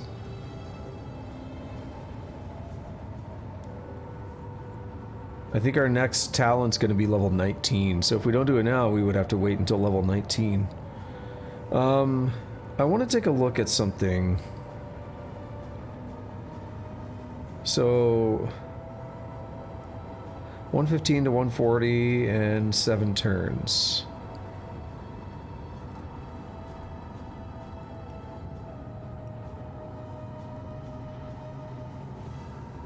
Yeah, I mean, it made it stronger, the extra intelligence. Fuck it, we'll go with that. Alright, we've leveled up. Kind of.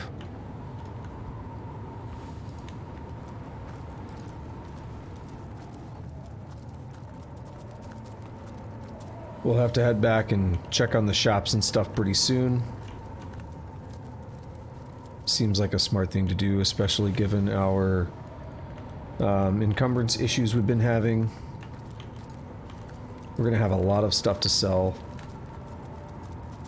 We have a lot of shields, and they're all really heavy.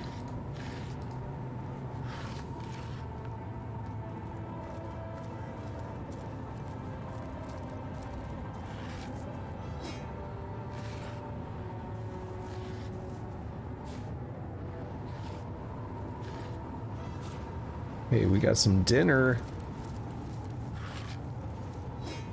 Yeah, so that actually puts me at the lowest health in the party now, significantly lower even than Jahan.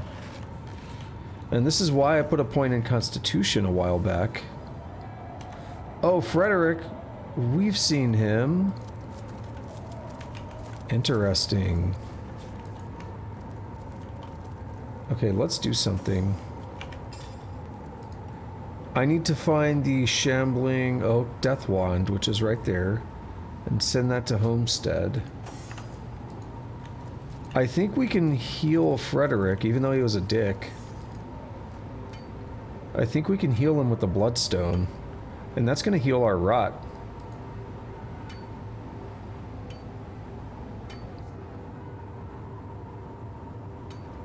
And then we can confront him on what he did to the lady, to the prostitute. Bonnie? Yeah, see, Tusk, you missed out on prostitutes. We had a good time before you got here.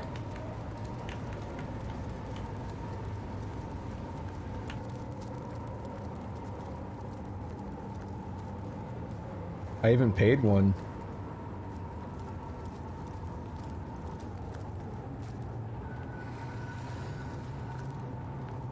I'm actually, well, I was gonna say, pretty hurt. I should heal first, but it's a little late now. So how do I want to handle the start of this? Do I want a barrage? Knockdown arrows are probably the best bet. Because I remember this thing is immune to knockdown. Or not immune, is vulnerable to knockdown.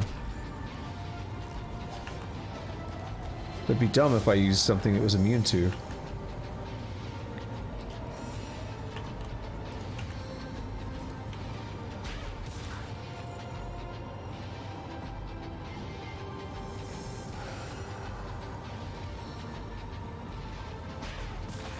Nice! See, that's what I was waiting on. Oh shit, I just realized we didn't make Jahan learn new skills though. Or anybody. Shit. Does it cost AP to learn the skill?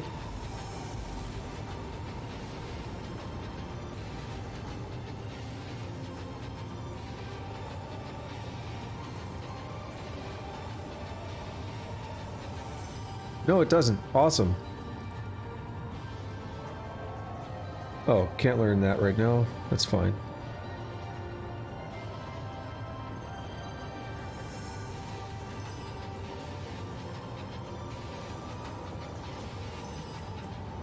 Alright, we're gonna have to do the hotbar adjustments here in a little bit. Oh, why did the slow come back? I used haste and the slow came back immediately. That's garbage. Now as for me, I have a skill book I can use. Rain of Arrows.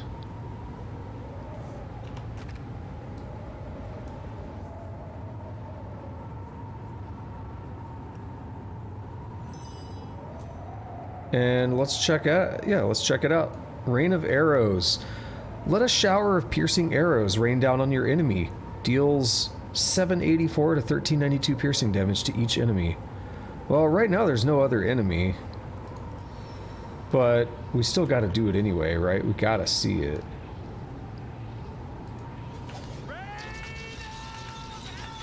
Yeah. I love it. Big dick mode. Only 5 turns cooldown as well. Tusk almost fell down the stairs. Hey, we've all been there at least once or twice per day, right?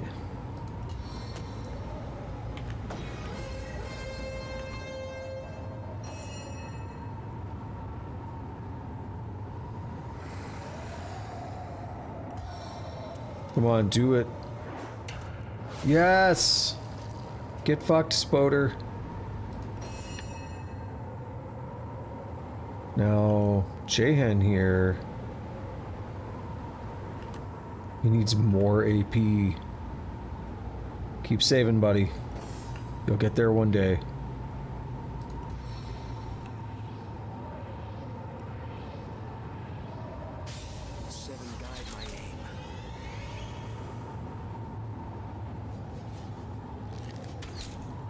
Want to see Jahan do a master attack? I sure do. Oh, it might be good for Scarlet here to learn her master. Yeah, Flurry.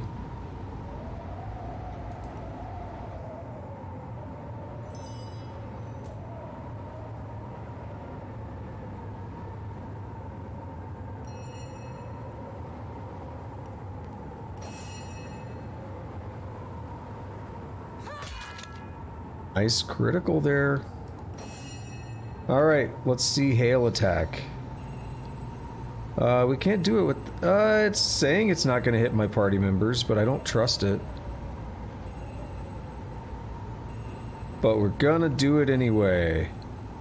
I'm gonna save. If it doesn't hit my party members, I will load, because that's gonna be garbage. So it's 20 ice shards rain from the sky, each doing 121 to 128 water damage.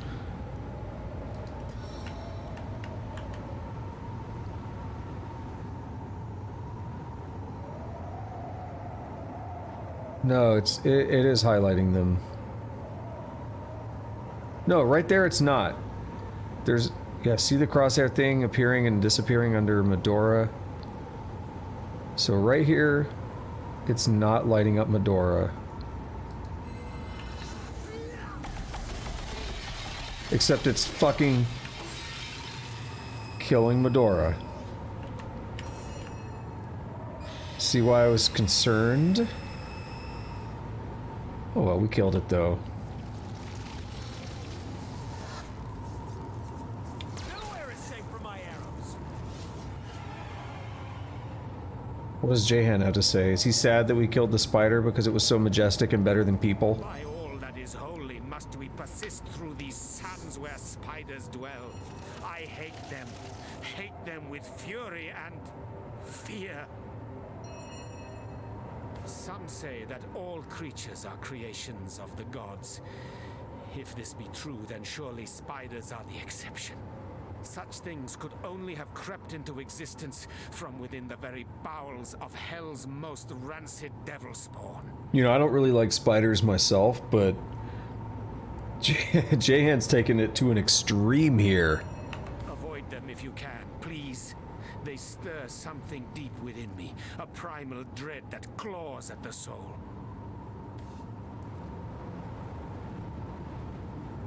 No man is devoid of all fear. One can only try to overcome it. Thank you for your understanding. Many would mock such a seemingly senseless neurosis. But that is the point entirely. It is irrational. Irrational because it is the nightmare of the dark, the child's fear of the long-taloned ghoul under the bed. Scarlet agreed. We all share the primal dread you speak of, be it spiders or something else. It is part of the human condition. It is something I can neither fathom nor control. And though it shames me, it does remind me I am but human still. Once in a while, I admit I welcome such a reminder. Alrighty, cool. Tusk, I don't know the answer to your last question there, but the other thing, your reference to Berserk. Hold on, I'm fighting off a sneeze. Give me a second.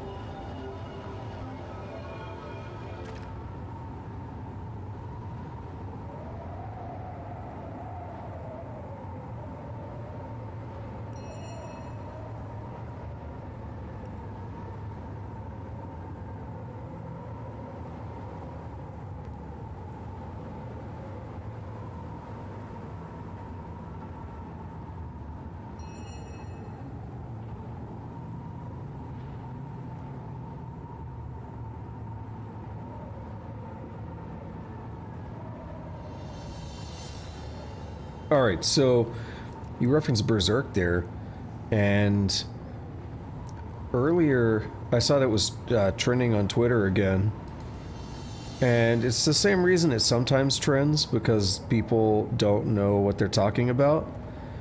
And there was but what I saw, it was so absurd that I just have to talk about it. There was, also that's a master level fire skill that we just happen to have. That's crazy, because it comes with one of his pieces of equipment. It costs 14 because I have low pyrokinetic. Wow. Anyway, yeah, a lot of people don't understand Berserk because they haven't read it, and they don't try to understand it. So, what you see sometimes is, you know, people are like, oh, it's, you know, it's glorifying, you know, whatever, this or that, or, you know, they basically talk a bunch of shit on it. And this happened like a month and a half ago or something, and then all the Berserk fans were shitting on the people who were, you know, shitting on Berserk. And it's like a cycle back and forth, you know how it goes. The one I saw, and it's funny because I didn't even know this. I don't know if this is exactly why it started trending this time, but it popped up when I was looking through the trending stuff. I had already seen and liked this post, and it was just a couple screen caps from the '97 anime where Guts kills Adonis, the child of the guy who he was being sent to assassinate.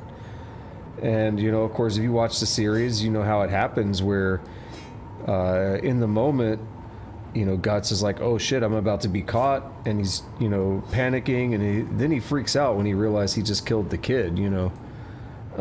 But he acted so quickly, he's like, oh shit, look what I did. And he has this moment where he you know, feels remorse and he regrets what he's done. And it's something that, you know, leads to the fissure between him and Griffith. It's an important moment in the development of their story. I had just seen, you know, that post that had a few screen caps from that, and I was like, oh yeah, cool. And I liked it. I moved on. That was yesterday. So then today I see it trending, and I see somebody, like, they're arguing with this person who he's talking about. For some reason, he's saying that scene means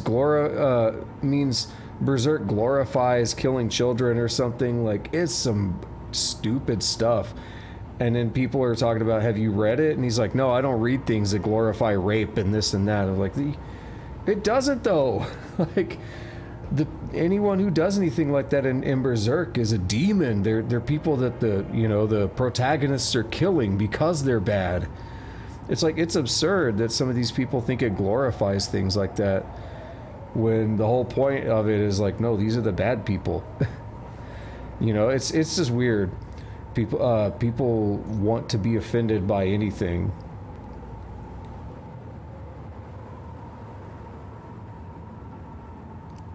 So we've read this about poison before, so I'm not going to reread that.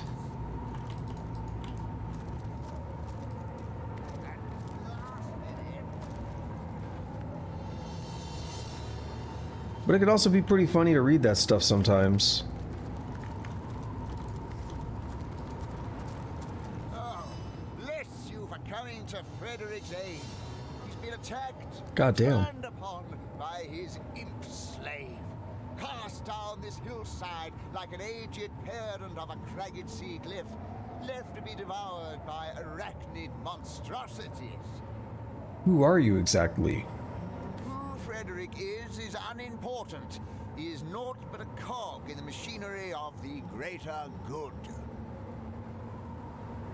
But since you asked, since you cannot bear to remain unknowing of this person, Frederick will tell you this. He is a devotee to the goddess, to the Church of the Immaculate, to liberty, destiny, justice, and beauty, to scholasticism, mysticism, aphorism, nepotism, neologism, disestablishmentarianism, and the undead right to life. What about skepticism? Frederick finds himself wary of it, to be quite honest. So he's a skeptic about skepticism. Okay, that's respectable. You have an imp slave? Don't look so surprised. Imps have a long history of compulsory service to the superior races of Riverlon. Frederick would be a fool to refuse the services of the realm's finest bloodstone-sniffing beast on moralistic grounds, no matter how humane or well-reasoned. Let's discuss that bloodstone. A valuable artifact, precious like the silence in a house newly emptied of a visiting mother-in-law. It is able to heal even the gravest wounds, and it is a key component of the Immaculate Faith. The Bloodstone? Give it here, come! Frederick wants to march back to the Immaculate Temple on 2 strong legs. This guy is a dick, but we're gonna work with them for now. Let's give him the stone. That leg of his is in bad shape. You better not argue with me. It certainly is. Luckily Okay. we were here to help him out. I mean, we should get the benefit too. Bloodstone, goddess's chosen mineral, and the cause of and solution to Frederick's current trial. Frederick thanks you, stranger, though now he must go show that imp the force of his righteous fury. Actually, I think he'll just heal, but we'll get the Starstone benefit from it. I don't think we'll cure the rot. Get to it then. Don't mind if Frederick does. As powerful as it is sinister. Frederick, you. But you spoiled the precious Starstone. Oh, we did.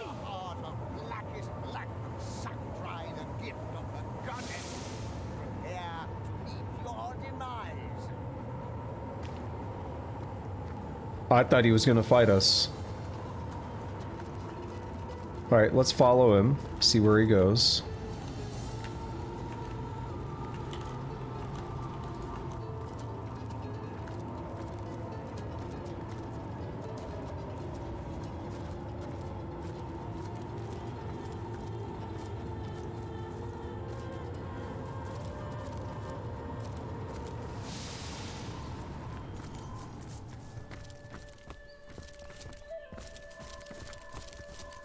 Frederick last saw the imp at the top of this cliff. There isn't a soul in sight. He must have hidden in the cave Frederick mentioned. What did he call it? The Lair of Maraschino. I hope this doesn't Nadasha, the delay bountiful, us. Be praised that we have made it out of that hell-sent sandstorm. The hour grows so very late, so very quickly. Pace-slowing impediments such as these will be the death of us should they persist. Care to explain why a little wind gets you all in a huff? I've told you parts of the saga that is my life, Hunter. But I have yet to divulge the true reasons for my haste. Perhaps, at long last, I had better do so. Yes, tell me more about your history, Jahan, if you please. By all means, if you're in the mood for such a dark tale. I'm curious to hear about your demon deal. Did you accept? I did. Yes, I hissed, fool that I was. I should have died that day.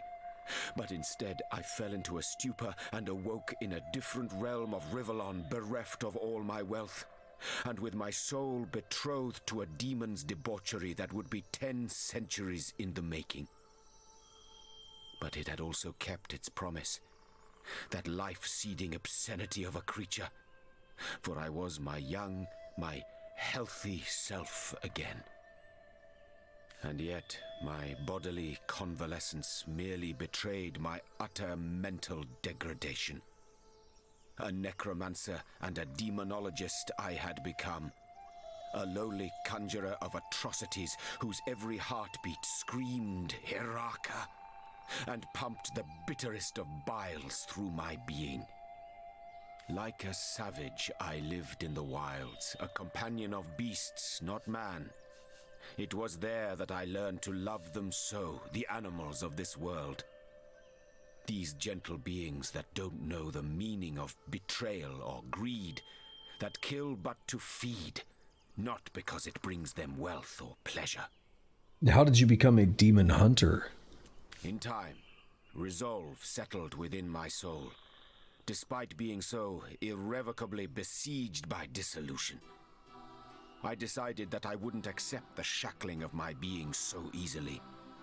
1,000 years the demon had given me, and 1,000 years I dedicate to pitting my knowledge of demonology against its eponymous creatures.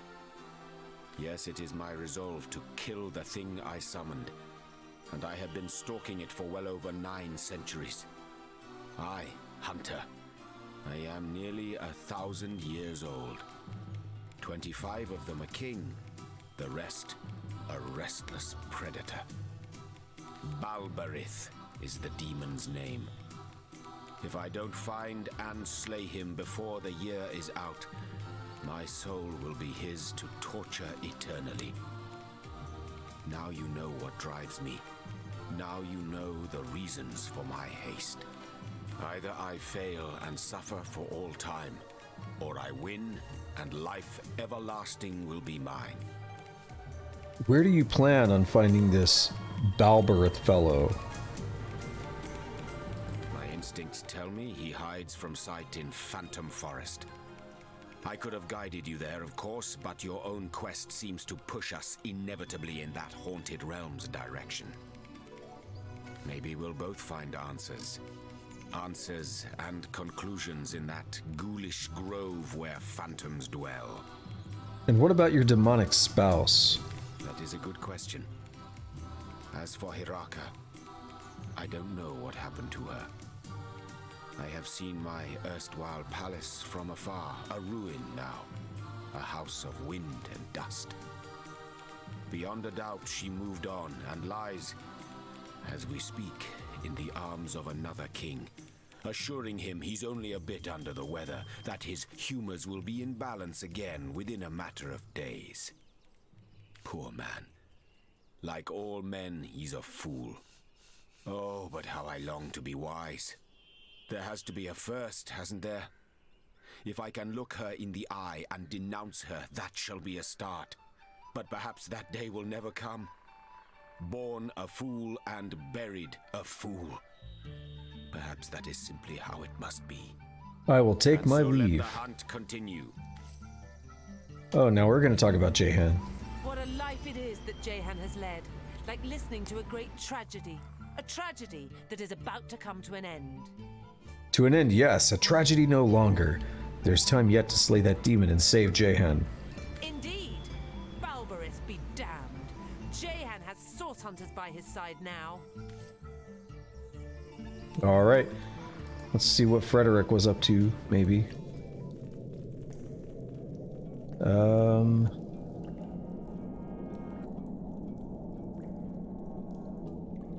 That way or this way?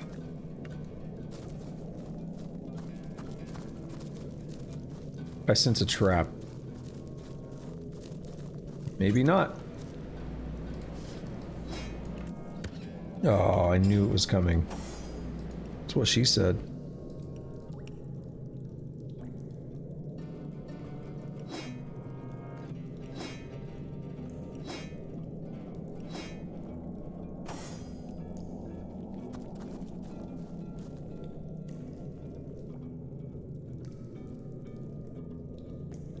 Let's see what's waiting for us up here then. If you were constructing a secret cave lair, I doubt ventilation would be your first priority. It said this place reeks of stagnant magic. The great Maradino's recipes are stunning and so very simple.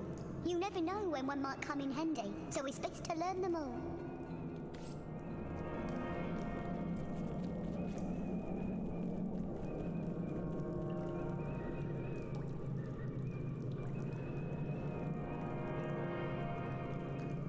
We've got quite the sprawling area down here, I would say. If this was once someone's hidden lair, it seems they've long abandoned it by now. It certainly doesn't seem to have been a planned departure, does it? And why do I feel like we're going to be under attack?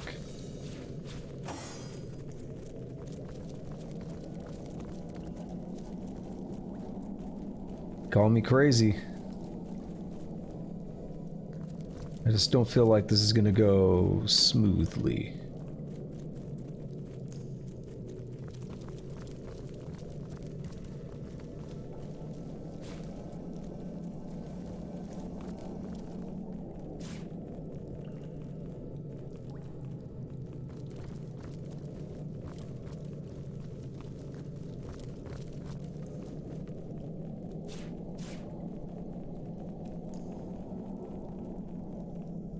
I don't think we really need another bucket. We've got so many buckets.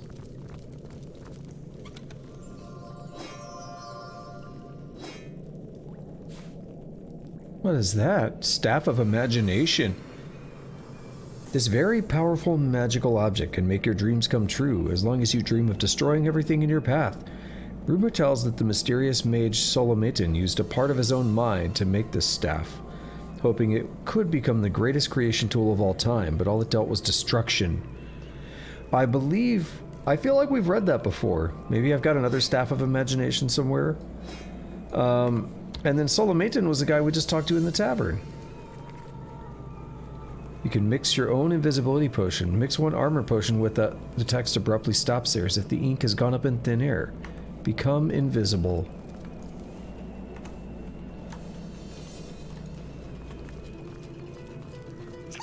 What are you doing here?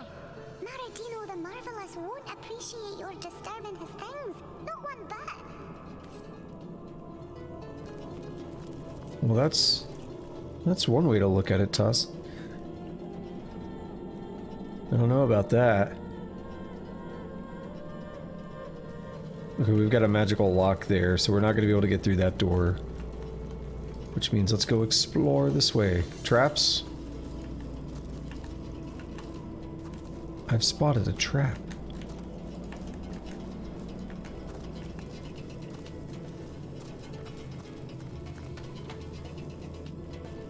There's blood that way.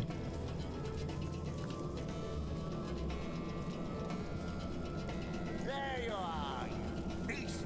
How dare you treat Frederick that way? Toasty. Oh no, oh no. Yox is sorry, Master.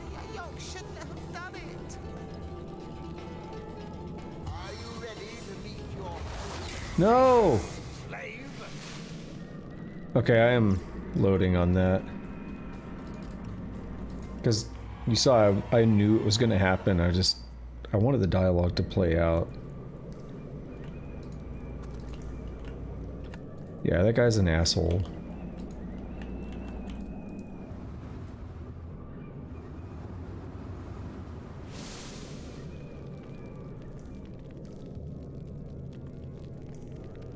There you are, you beast!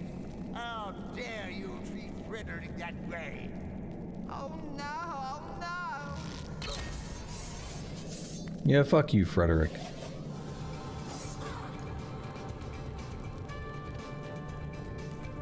Oh, the imp is ready to fight now.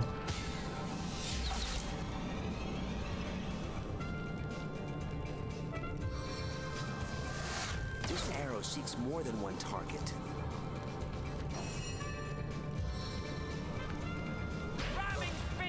Pretty sure this guy is just about done.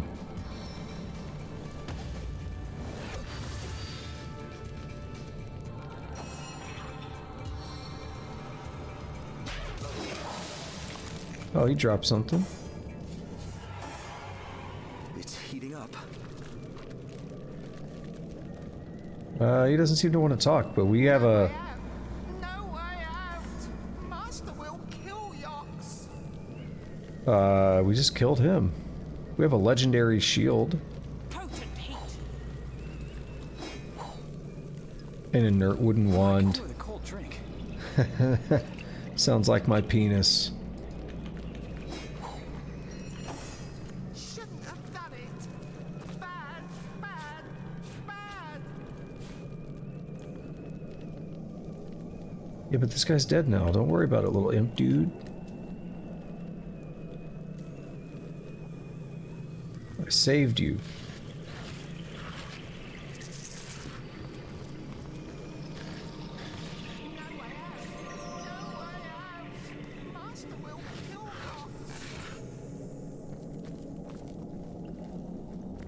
Now that that's handled... Ah, is this the garden I was thinking of before? I think there are hidden foes ahead. Oh, I think you're right. Too big for bouquet, too notches for a windowsill. Nothing for it, but It gets to go first. That sucks.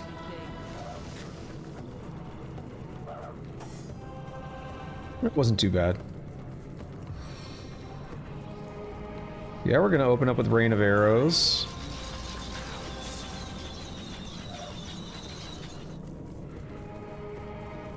Let's examine. It doesn't like fire very much.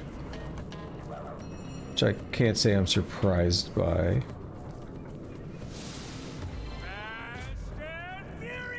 As if we really need haste.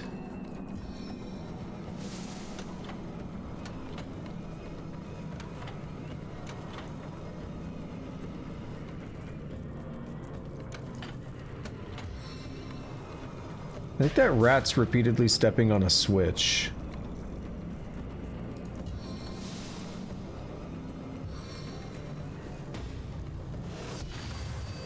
Hey, we crippled the plant.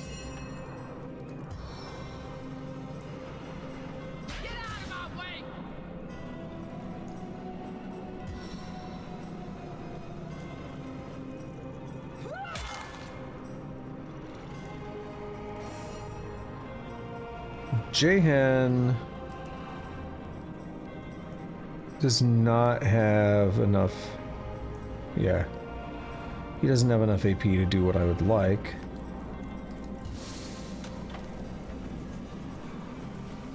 Oh, that one died. Okay, that's why we weren't affecting it. Can we blind this? It failed. It was worth a try. Oh, gross. Oh, I thought it was gonna light us all on fire. Dude, you would fear us. That's trash.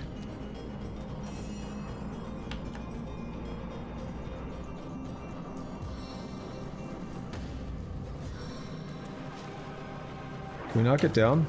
It's immune to knockdown. Okay. Yo, encourage should totally get rid of fear. That'd be nice. Alright, do we want to do chain lightning? No. I'd rather do hail attack.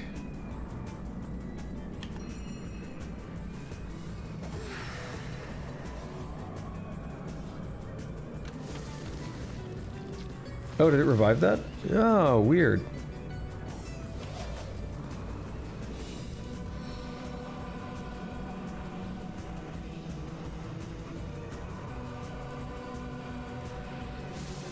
Alright, watch that. We're gonna fuck this dude up.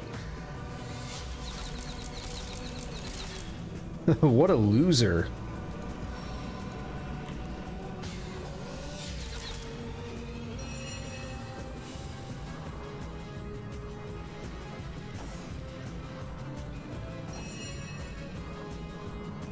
Hail attack. I'm gonna put it right here. That should be safe.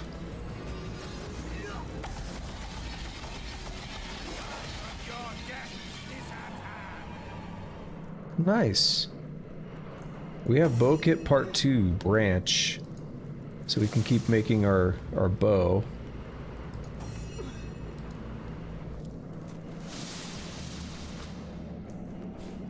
It's nice that we're not constantly dying anymore, right? It's a nice change from the past few hours.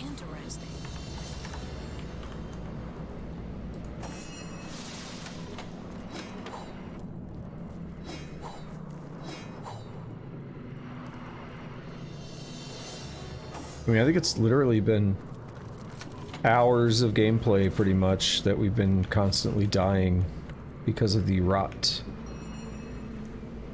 Alright, let's see what's in here.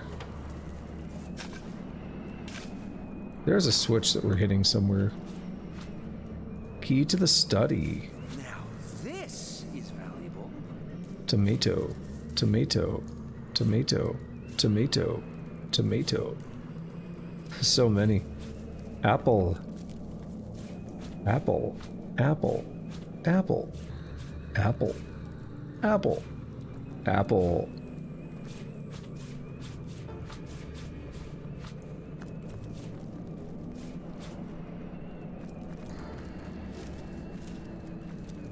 You hear that lady in the soundtrack having an orgasm?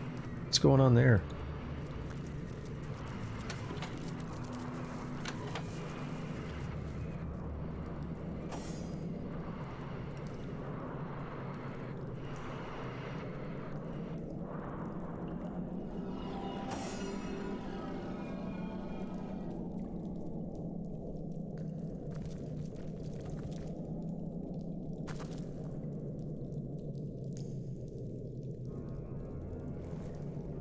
Yeah, this is the study.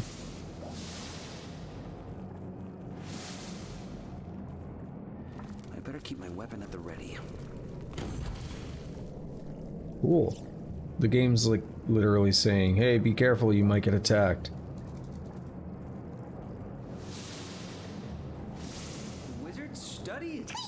Maradino loves to read, but you've got to be quite sharp to find his secret literature. Stop us in any case.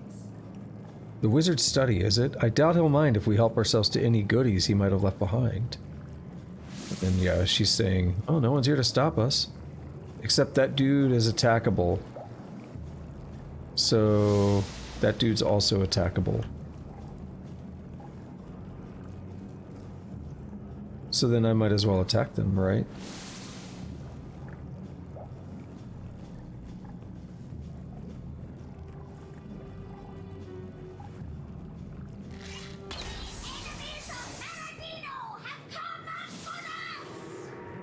Where would Rain of Arrows make sense? I can hit 2 of them. Can I hit 3? Nah. Alright, maybe I'll hold off on Rain of Arrows. Do a splintered arrow.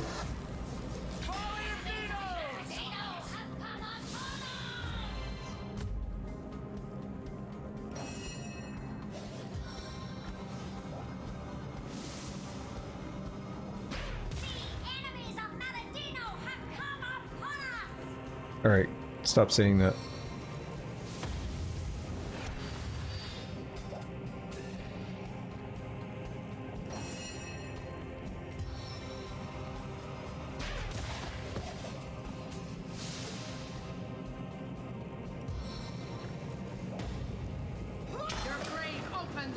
welcome you. Nice. Oh, we got a maid. Oh yeah, we've already hit that one. No, they're all already almost dead. Losers.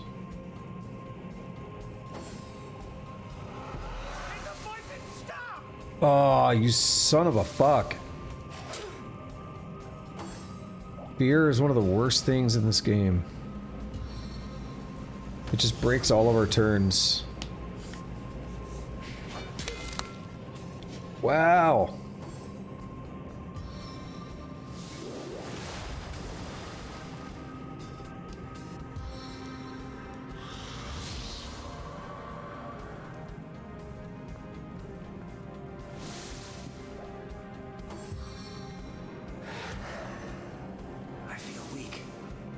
Oh my god. They just did that on everybody?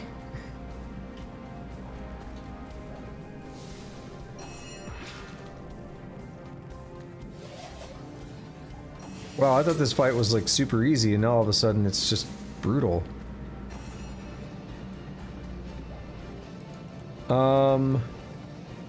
Storm.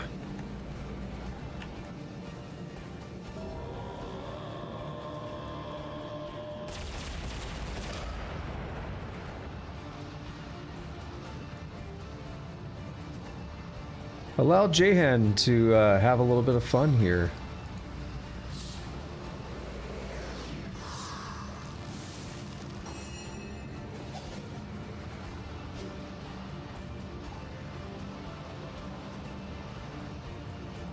Is her weapon even equipped? I think the weakness broke it. Like, took it off.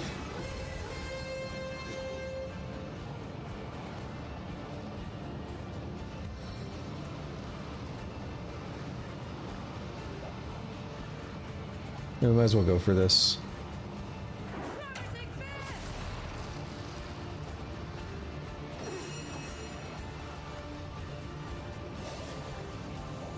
He straight up walked out. Said, I'm not dealing with this. They finna kill me.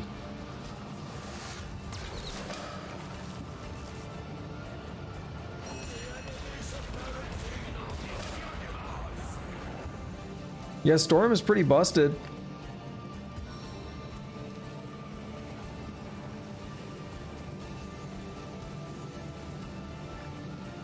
And this is the only guy left.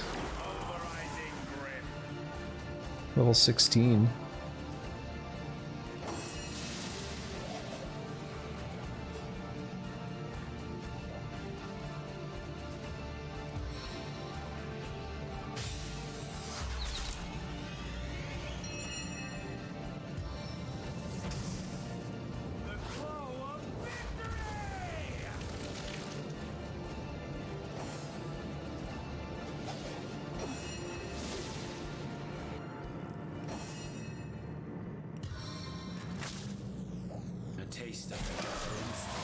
And we win.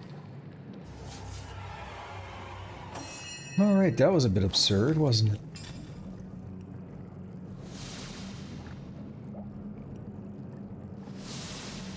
Type. This is the weapon, right?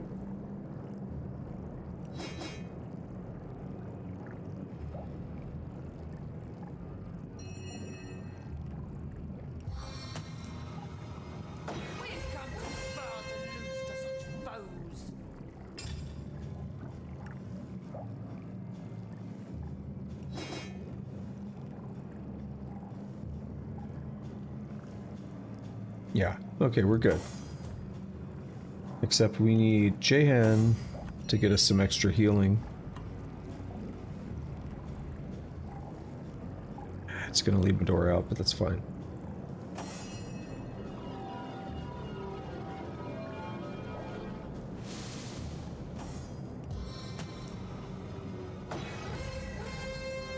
Oh no, it's Scarlet. Keep mixing them up because I don't know, I'm not used to the way I've set these characters up. Alright, so Maradino's Cold Bones. It had been nearly 3 months since Maradino had seen green. Day after day he gazed from the windows of his father's home, waiting for the torrent of snow to cease. After many weeks of cold, Maradino grew impatient. Who was the winter to decide how long to stay and when to go? Shouldn't a wiser fellow, say Maradino himself for instance, make such an important decision? It was settled. Maradino himself would clear winter from the land, and its denizens would laud him as a hero. He swathed himself in furs and, broom in hand, set to the task of sweeping every last snowflake into the bin. He worked for many long hours, but whatever progress he made would be quickly reversed by a constant gentle powdering from above. Maradino wailed. Maradino stamped. He glared into the gray-white sky above him, pointed a finger straight into its colorless mass, and swore, "You will pay for this." Alright, we have the witch and the beast. Deep in the forest, there lived a witch called Yar Germain. Her beauty and intelligence were unmatched in the realm, and at the age of 32, Yar Germain decided to spend the rest of her life in the solitude of the forest. Legend has it that she befriended a mighty spirit who lived in the forest, and that she became his lover and gave birth to his child. Sadly, Yar Germain's newborn boy was ugly and looked more like a beast than a man-child. His whole body was covered in brown fur, and as the boy grew up in the forest, he looked more and more like a terrifying animal. He killed innocent people who ventured too near to Yar Germain's hut, and so she decided to end her son's pitiful existence. Once the spirit discovered what she had done, he strangled her. Now he haunts the area around Yar Germain's hut with the spirit of his son beside him.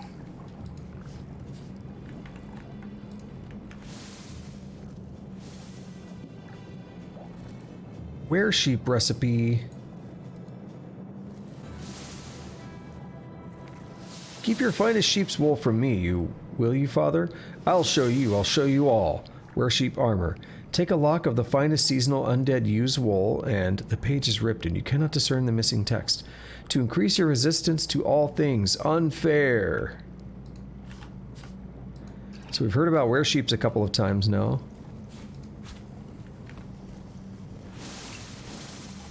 Latest research. Ha! The potion is complete, and not a moment too soon. I fear the monster's growing bolder by the minute, and soon she may be nigh unstoppable. She lingers in the shadows, eyeing me eightfold, sizing up my succulent flesh and salivating.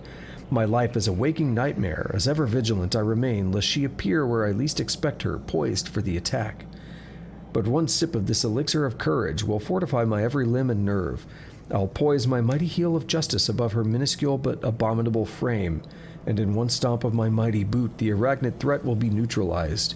Free will Maradino be of her reign of terror, free at last.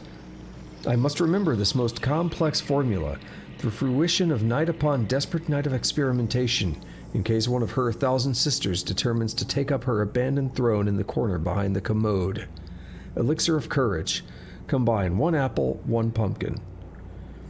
He's literally just terrified of spiders.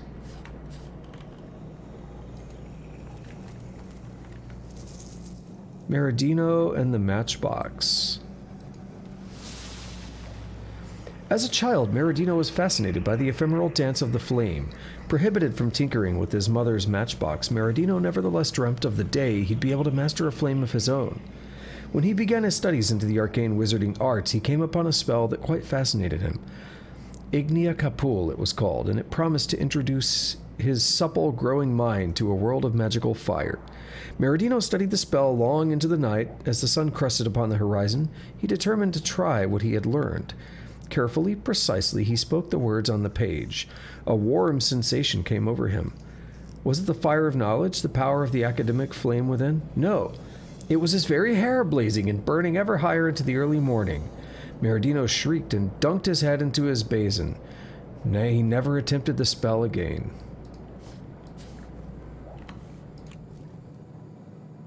Rain of Arrows skill book. Well, I'll be damned. We have a couple of special books here.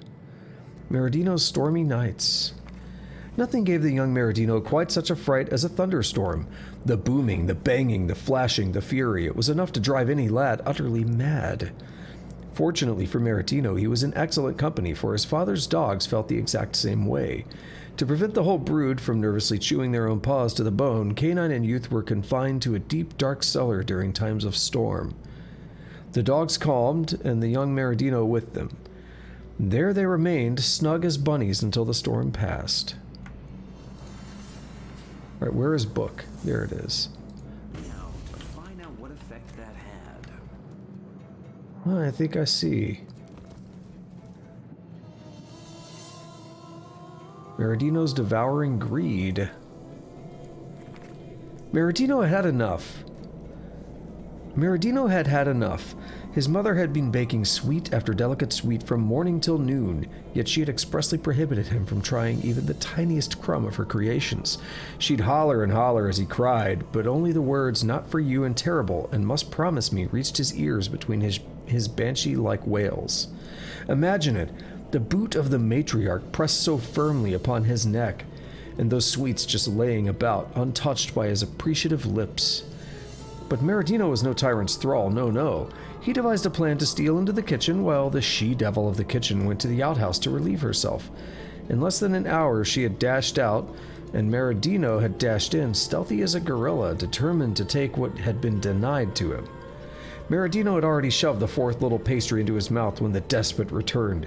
She screamed out and rushed over to our young revolutionary, and without ado began beating him about the back. Amid his pastry-addled cries, Maradino could only make out such meaningless phrases as rat poison and dead by morning. Let her have her little cookies, decided Maradino. Later that evening, after having been forced to swallow no small amount of charcoal by way of punishment, they tasted terrible anyway. So yeah, she had poisoned them because she was trying to attract rats. I see. And he was just spoiled, or not spoiled.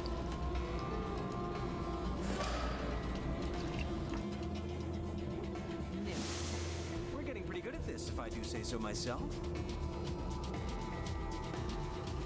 Where is this? Oh, his heavy rains. There it is. After a particularly vivid dream, Maradino was struck by an unshakable idea. His lair ought to be tucked deep into the earth, away from prying eyes and bothersome vagrants. And so he set out with his shovel, prepared to dig himself a palace worthy of one Maradino to the power of 10. He would sit, he imagined, sultan-like among his earthly pillars and muddy servants in his hidden mansion. "Sky dwellers," scoffed he, "what do they know of my ways?" Late into the night did Maradino dig, but trouble brewed high up in the much-maligned sky above Maradino.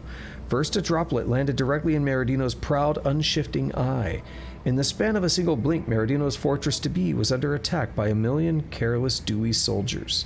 The great hole he had intended as the foyer quickly filled with a swirling miasma of water, mud, and failure. Maradino trudged back to his father's house, disillusioned by the sky's ill intentions. He would have his revenge, this he swore. He's so full of himself, isn't he? A bloodstone shard.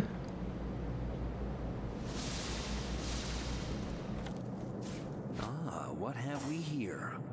It's got to be the bloodstone Frederick is so desperate for. Maradino's secret files. We also read about this bloodstone elsewhere, with the orc Grikalda or whatever. They will sing Maradino's praises for 1,000 generations. I have learned how to enter the cave of Gungir, the Troll King, and have imbued this very tome with the necessary spell. In the future, I need only bring this book to the ray of light that pierces the magic mushroom ring, and Gungir's treasure will transform from granite to gorgeous gold. What's that gleam? Horrific Scream skill book. We don't have anyone that can use that. Earthquake is good. Whoa! Is that Maradino? Hold your tongue and listen closely. Maradino the Omniscient with earth cannot hold you, Meredith the Even Star. When Maradino bids you return. No. Okay. Can I hit them both? I can.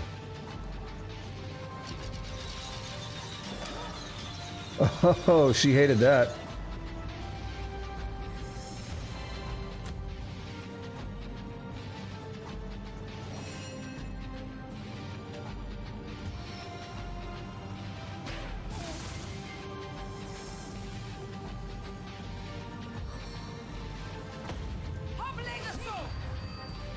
He's immune to being crippled, okay.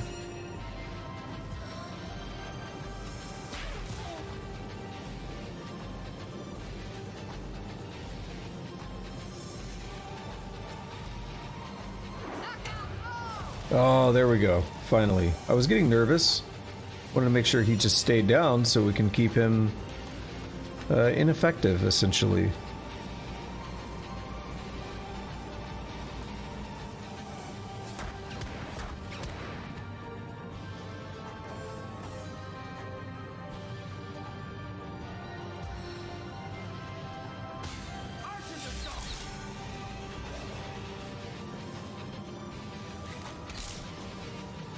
Yeah, this man has a lot of health. Oh, he had 4,876 health, damn.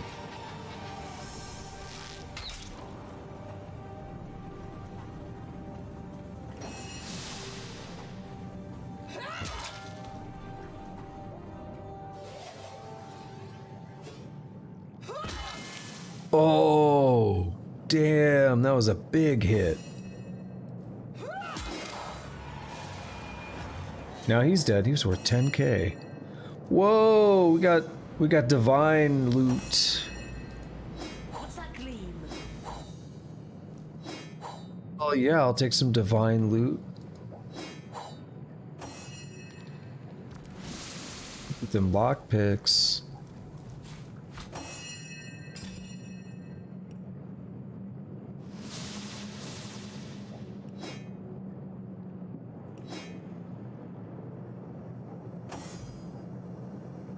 Wow. He was way easier than the other people.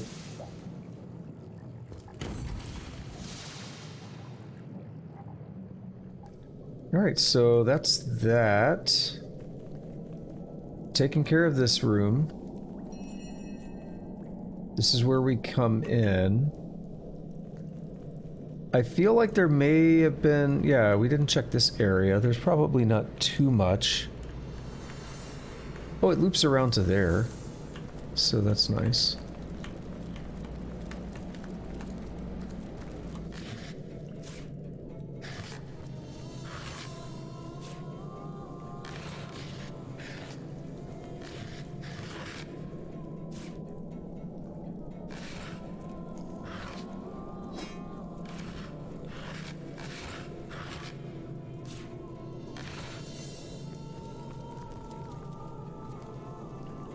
So we've handled that.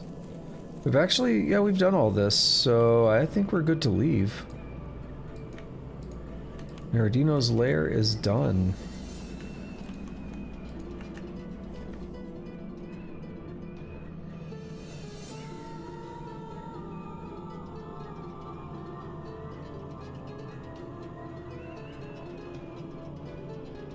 Now what that did is that gave us the ability to go into the Troll King's lair now. So that opens up yet another new venture for us.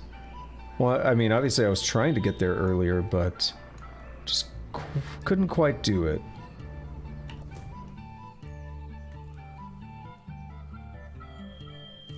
We don't want to go in there. That's the Goblin Village.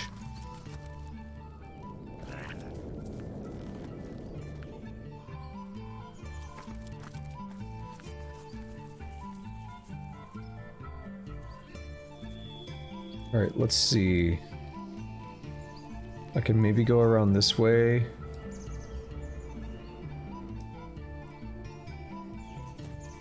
I was kind of looking to get a waypoint.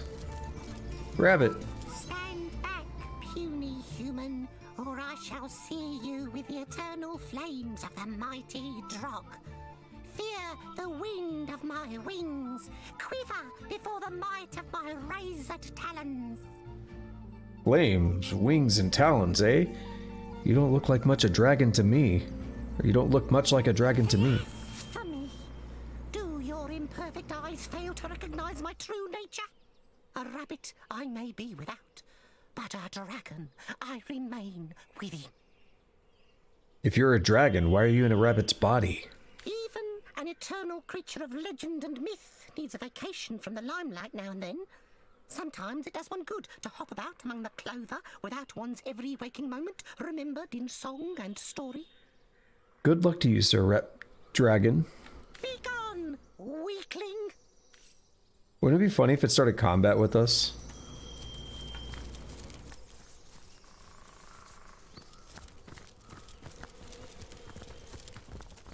Yeah, I was certainly wanting to find a new waypoint so that I can warp back here later.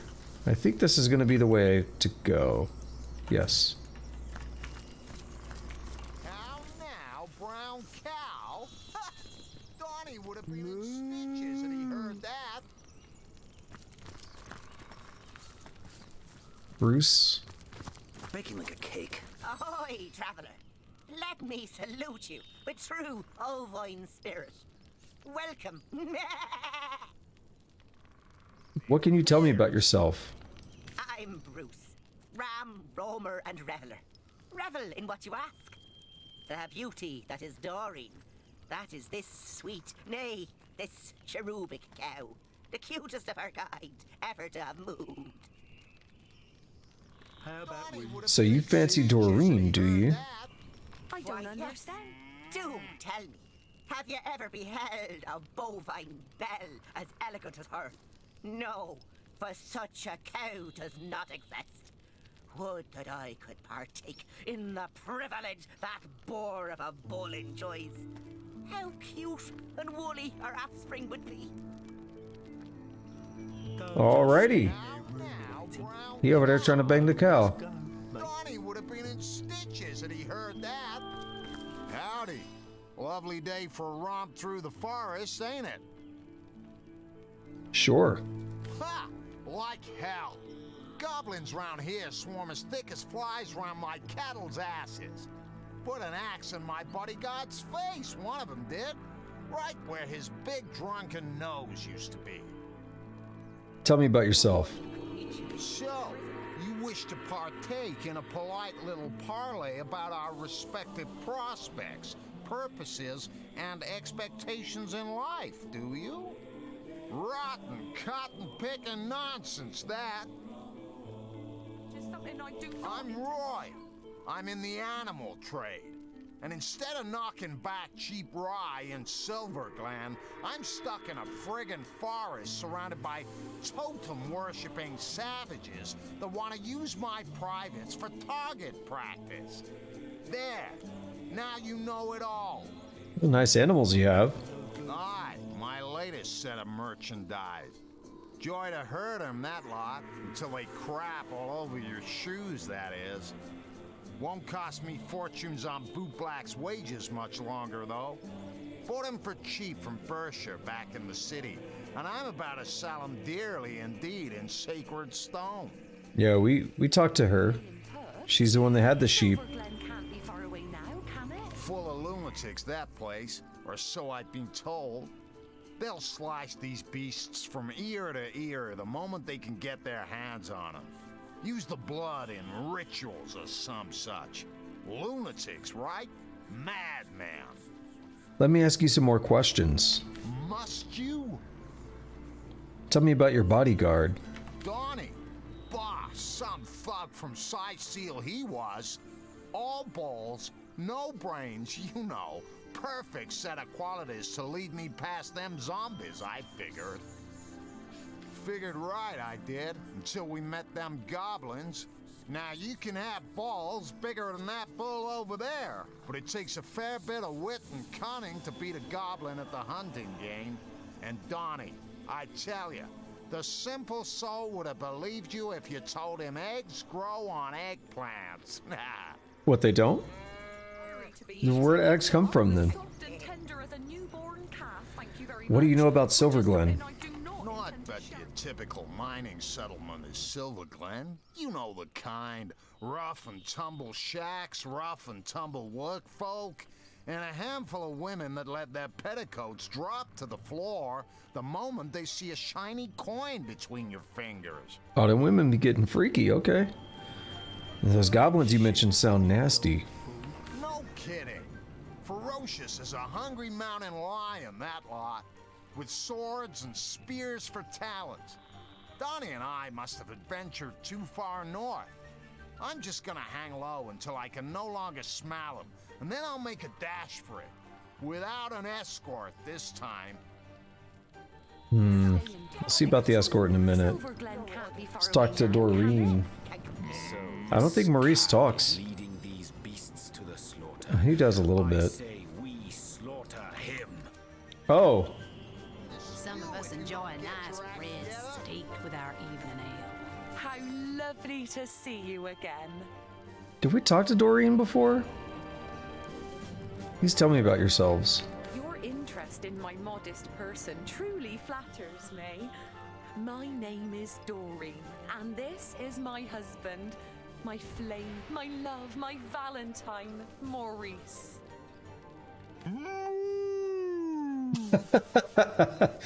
Oh my god, the enthusiasm. Oh, Maurice, darling, do be quiet. He never bothered to master the human tongue, you see, and is therefore wholly incapable of indulging in this delightful conversation. Moo? Yes, that'll do, Maurice. He's just so excited, don't you know, as am I, to go to the golden pastures of Silverglen. Roy, our owner, has been going on and on about how all of us will soon be in a better place indeed. Please tell me about yourselves. Your interest in my Okay, we did hear that. Oh, Wait. We gotta do it again just for the moo. Your interest in... Oh, Maurice. Yes. Alright, you do know you're to be slaughtered in Silverglen, don't you? Just dear me. Slaughter, blood. This cannot be. We must do something. Maurice, darling, do something. Bit late for that, innit? Trust you to raise a moot point, Maurice. Oh, kind human, have mercy on us poor animals. Deliver us from certain death in horrid Silverglen. Alright, I'll take my leave. We should make a run for it, mate. I could do something, mate. Who are you, Sir Rabbit? I'm Timfred, mate. Badass buck. Wood. You should know that death awaits you in Silverglen. Say what? I ain't joining that party, mate. I'm off. Cheers and peace out. Well, you'll want, but I'm not interested. Later. Back here, you damn rabbit! Son of a bat out of heaven! Dear gods, I can picture it now. Humans with knives the size of swords. Ahoy, traveller! Let me salute you with true bovine spirit. Welcome.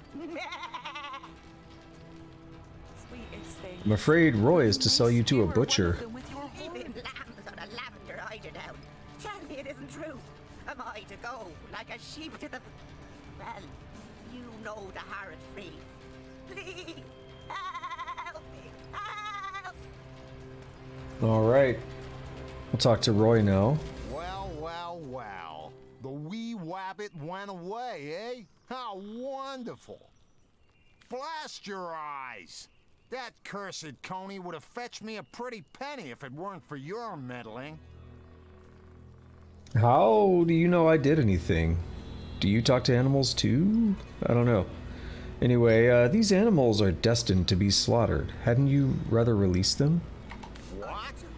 You're soft of heart, are you? The poor dears shouldn't be killed. I should just give up on the gold they'll fetch me. Well, say no more. Seriously, shut it. You think I risk life and limb for a bit of beef and mutton? Either you pay me in gold, or you leave me alone before all this chatter attracts the damn goblins. These animals are a burden to you. You'll never make it out of the woods alive with them slowing you down.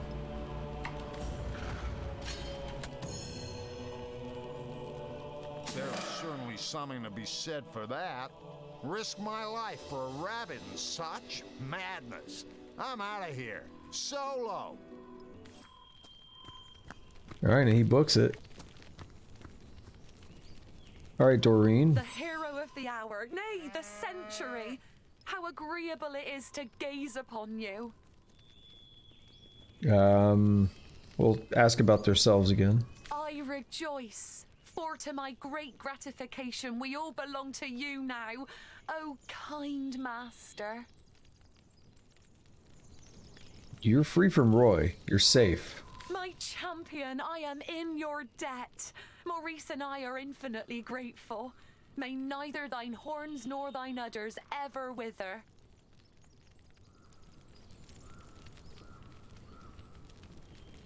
That's an interesting phrase.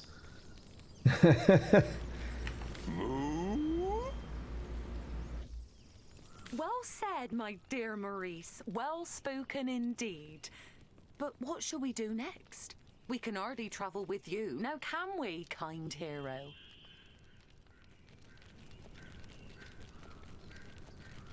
Perhaps we could seek those legendary pastures that nasty creature of the Roy described.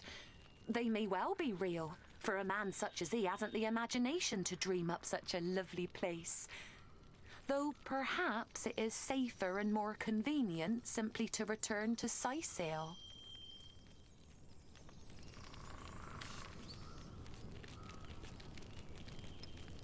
Follow your dream, I say. Seek those pastures. Agreed. May you find your paradise. Yes, I had hoped you would say that. Oh, this is dizzyingly exciting. Maurice Dumpling, let us embark on a thrilling adventure forthwith. I'm ready for the moo.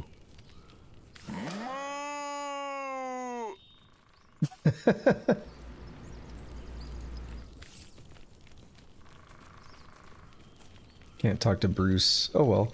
Yo, he got super red. The warmth of the fire. I'm overheating here. Alrighty. So that's fun. And we just so happen to be right by this this dealio here, this Waypoint shrine. Can we activate it from here? Maybe.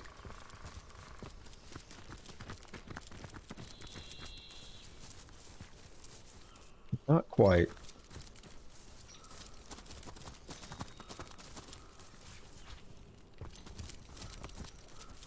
Yo, it's really quiet here, isn't it?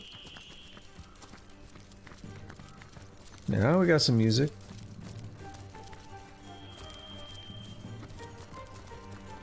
We got trolls.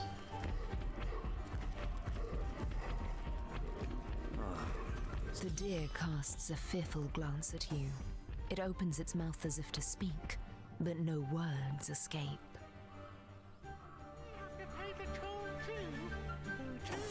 Okay, so this is interesting. I don't know if we got the dialogue, but just before getting to, when you're leaving the Sicile map to this map, into Lacula Forest, there's a rabbit that can't talk. And similarly here, the deer casts a fearful glance at you. It opens its mouth as if to speak, but no words escape. What happened? Did you lose your voice? With great sadness in its eyes, the deer nods and points its head toward the east. Yonder dwells what took its voice, if indeed this animal is to be believed. Now remember, Wolgraff's whole thing is that he doesn't have a voice, like it was stolen from him, right? So, seems relevant. These guys are trying to eat humans. I don't know if you saw the text a moment ago, but it mentioned getting another human for cooking. Oh! Oh, she got pulled into dialogue. Look, one of alien aspect approaches. Go on, my boy. State the ancient demand. Troll. Well nigh correct, my son, but not quite. Troll. You come very close in your approximation of the venerable bid, my boy, but a tiny flaw distorts it still. Troll. Capital, my son. Most excellent. I'm very proud of you indeed. Now then, dearest wanderer of Lucula's leaf-strewn lanes, you have heard our inviolable command. Pay us trolls the toll that is our prerogative, and the bridge shall be yours to cross. I'm just gonna take my You leave. may refrain from handing us the recompense we are due until next we meet. But I must warn you that to cross the bridge without paying the toll is to invite death upon you. A scythe he will not carry. No, a troll's club instead. All right. They said human haggis. Yeah, so what I noticed before is they were talking about a human to cook. Ah! Yeah, they eat people. That's pretty brutal.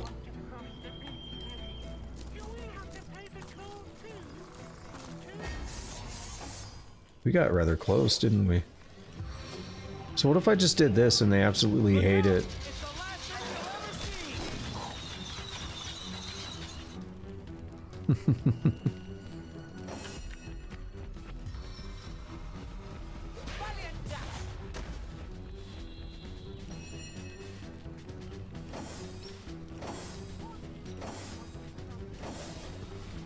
We haven't used flurry yet. Let's do it. Ooh. Attack with a flurry of your main weapon and deal that much damage each strike.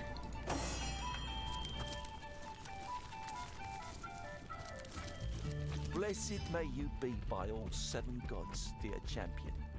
But for your timely intervention, I would have ended up in either an orcish cauldron or the goblin slave pen, whence these thugs were ordered to march me. How did you end up here? I'm from Hunter's Edge, a hamlet to the east of here. Heed my advice and stay well away from that pitiable place, for no human may walk there freely anymore. The orcs came in the night, and we stood as much chance as chickens would, locked in a henhouse with a pack of starving wolves. Not to mention that our champion Medora had already abandoned us. Ooh, that's awkward. Those who escaped their initial frenzy, eluded their horrid hunger, were all enslaved. I myself was en route to be sold as a slave to the goblins, but those idiot orcs denied to pay a troll their eternal troll toll.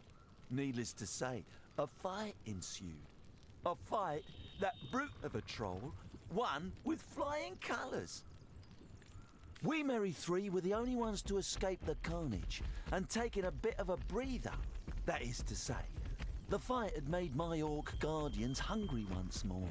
Had Pudgy Pete survived, it'd have been skinned and chopped by now. Regular devils, these orcs. I have some more questions for you. Go ahead. Tell me about the goblins. The goblins have been the masters of Silverglen's mines for a while now. Took it by force.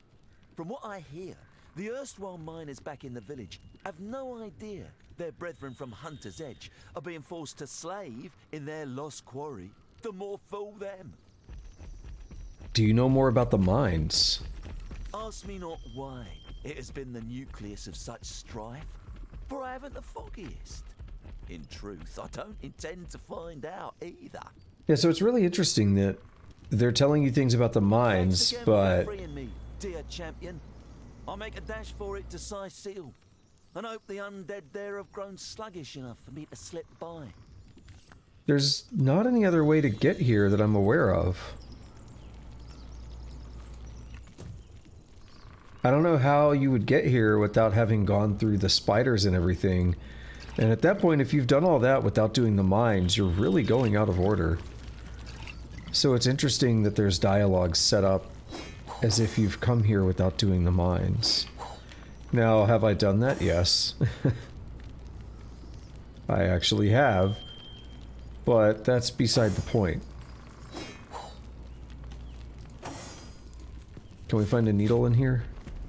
Nope, not today. You know what we can find? Some free experience over here.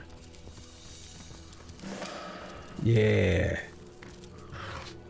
Yo, we are making some good progress to level 16. Hard to complain about that. Alright, so we have the Goblin Village here, and we saw another entrance earlier. I think that was it, maybe. Or it was this one. There are multiple entrances to the Goblin Village, as we can plainly see here. We're not going to take any right now, because I don't want to go there right now.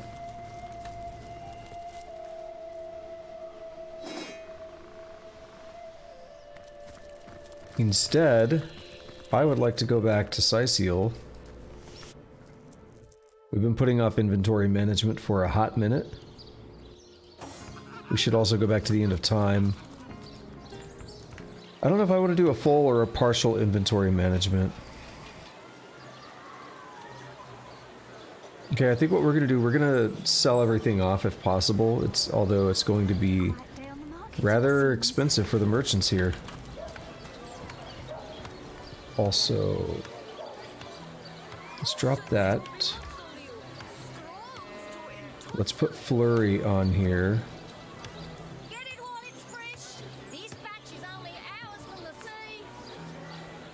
Now for Medora, going to scoot those over.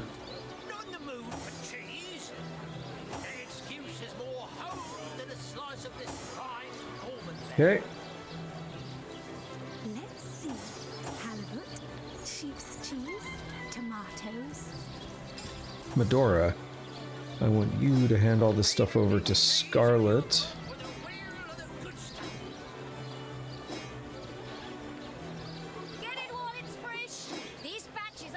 Hours from the sea?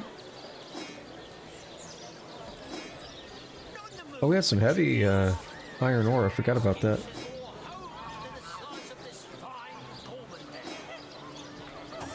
Alright, perfect. We're gonna send the ore to Homestead. Now we're gonna do all the fun stuff. You've tried some of the ocean's finest bounty. How many crab claws would you like? 3? 11? Let's see, we get a divine weapon here. It is pretty decent. I don't know if it's something I'm gonna use though.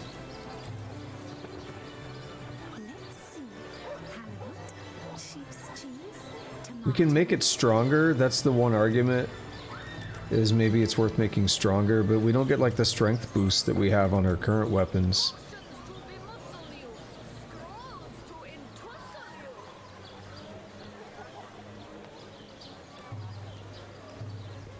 So this part's pretty simple.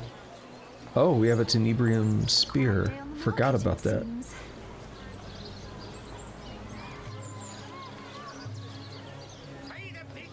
We could still carry it because we cured rot after it was in our possession. But then if we were to pick up more Tenebrium, it'll turn the effect on once more. So I need to be really careful to not sell Tenebrium. It's not going to kill the merchant, they'll just get hurt, and I don't like doing that. Divine Perception, Initiative, and Movement. You know, I hate losing that little bit of speed, but yeah, I think I'm going to put that on. That's going to be my new armor. Hopefully I can make it a little more defensive.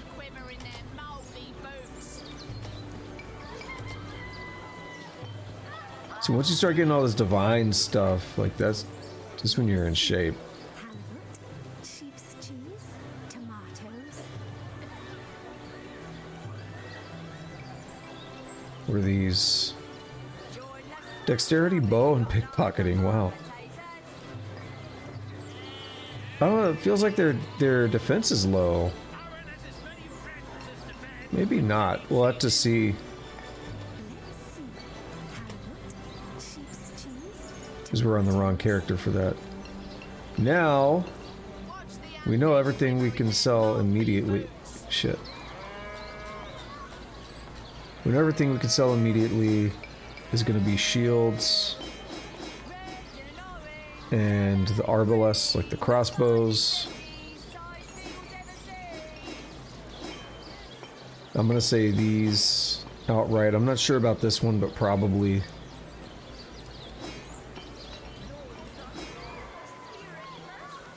Any one-handed weapons? Not the Tenebrium.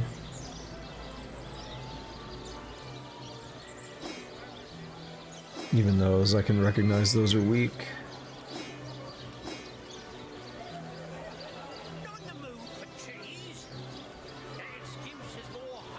We've almost maxed out what she can buy.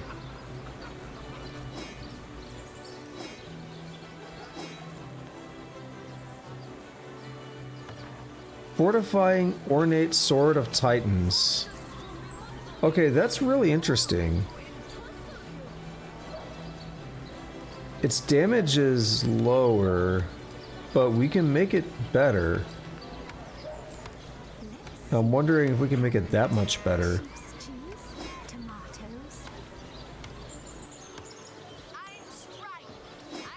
So what I've basically concluded is that we're gonna need to spend some time we're gonna need to spend some time crafting and stuff.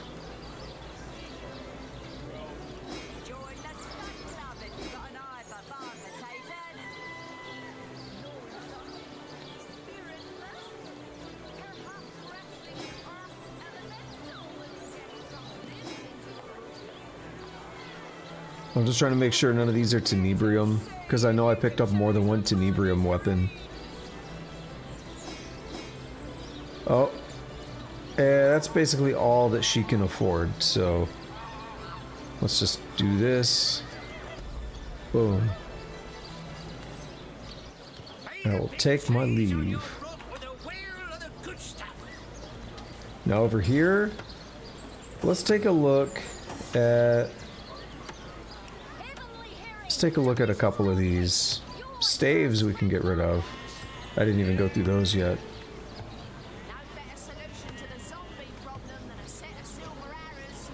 I should be able to, and this is why I'm gonna quick save. If I send to Homestead, we don't get rot, do we? No. Making sure that didn't do some weird stuff.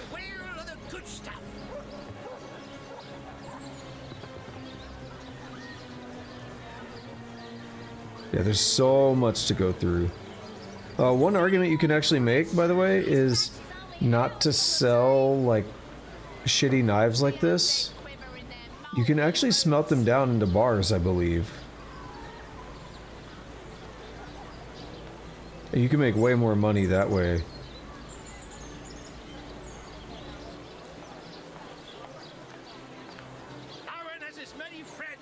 Yeah, no, this is really good. Wow.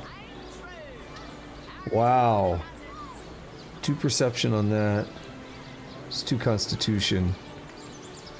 And then this thing is also really good.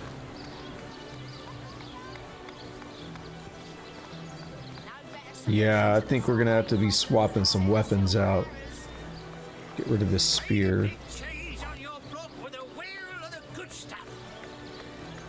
Okay, sort by type. What about helmets? Yeah, I think I'm gonna go with that. Pretty easy choice. Medora, what about you? Yeah, that's easy enough to go.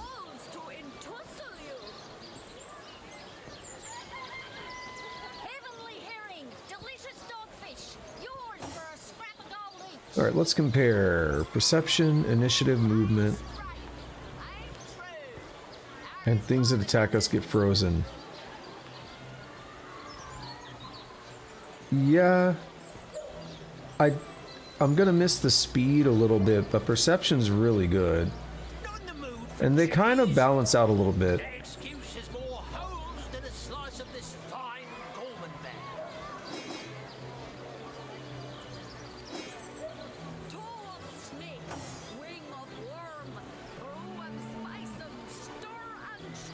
Now this bow is 81 to 140 versus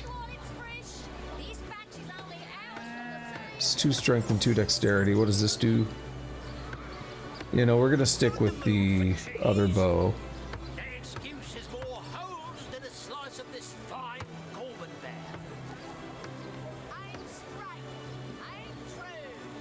Okay, so here's the next question is, what does my helmet look like? It's 39 with 2 initiative. Jahan, 37 with some health.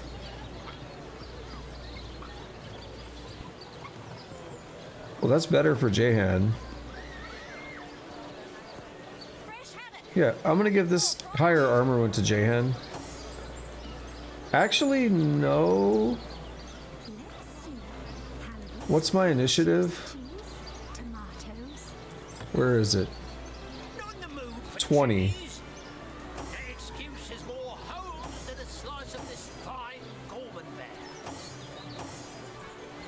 Yeah, I'll give this to Jahan. He needs the initiative. And I'll take just the defense and health. I actually need the health too because of my glass cannon. Alright, so we're done with we're done with helmets for everybody for the moment. Done with chest armor for me, so now it's on to the strength stuff. Now, one important thing to note is I think anything that's like 84-ish on armor is going to be better because we can improve it. So we're just comparing. Yeah. I don't know. None of these are winning me over, though. Yeah, none of those won me over. What about robes? This is the only robe with an enchantment on it. It's 70. Oh. Oh, yeah.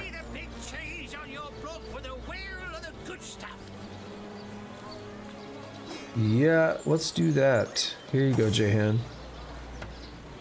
You get fire, water resistance, and you inflict frozen on contact. We have some sarongs plus intelligence. Uh-oh. What's he have? Yeah, no, that's better for him.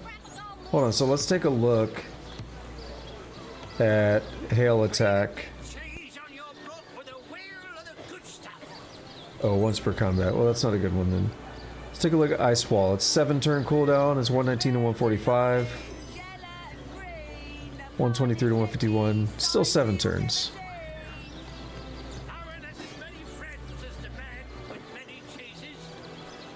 Slightly more damage. That shit does matter a lot on things like hail attack, though. Alright, so we got him a sarong.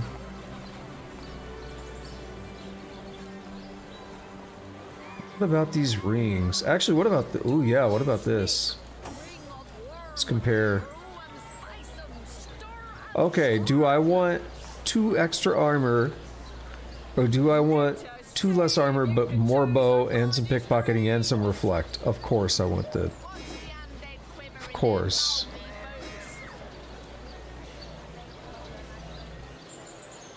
And that just makes my offense rating even better.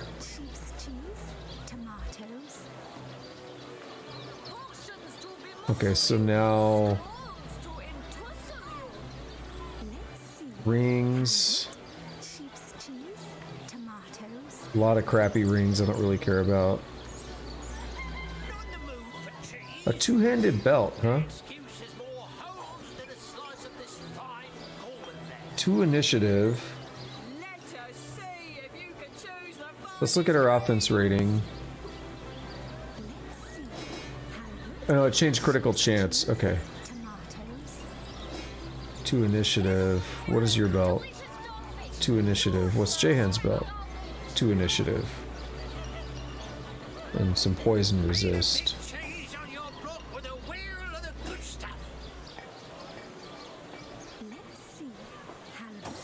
I think Jahan needs some health, so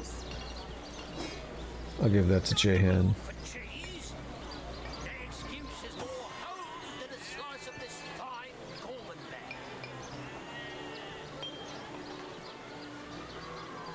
Now we got boots to check out. What kind of boots do I have? 27 armor with sneaking. I don't think I care so much about the sneaking, so 33, damn.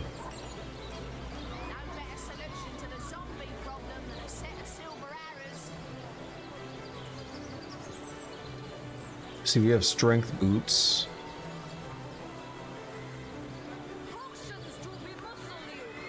Okay. I mean, apparently I'll be better at pickpocketing, fine.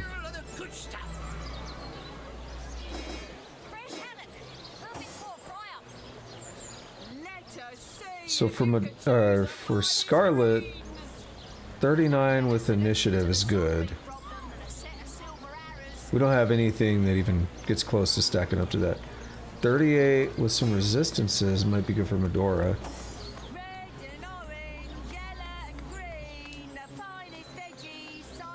Oh man, that's a tough call. What's her vitality? I like the movement and the immunity to cripple. Until we can get a better armor increase, I'm not gonna do it. Let's see, this one's interesting too. We need to look at bracers. Blacksmithing, lockpicking. Yeah, that's just so much better. I don't care about the blacksmithing and stuff, but that's just so much better.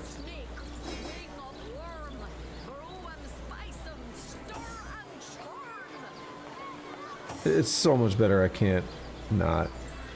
Oh, this is tough. Jahan, he has bracers with initiative, and his initiative is trash.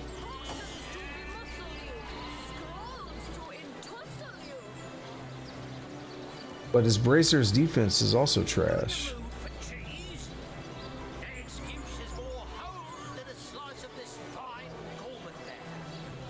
I don't see a good option there, however. Now it's time for wands. So let's just pass them all to Jahan. And we'll have Jahan sort them out. It's easier.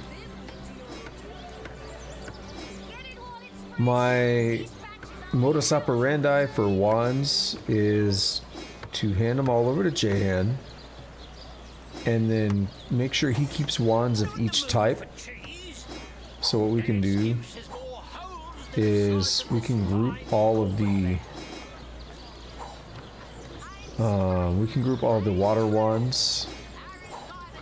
We can group all the air wands.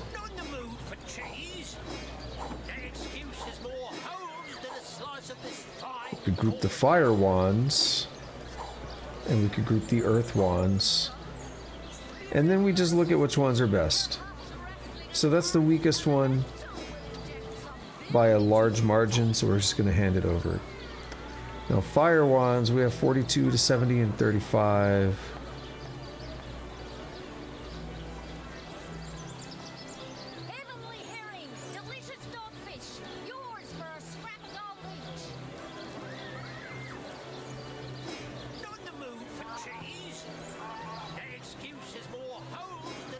So we're gonna swap these. Those are the new fire wands he's gonna keep. As for this, 52 to 86. That one's weak. Now we've narrowed them down, so let's take another peek.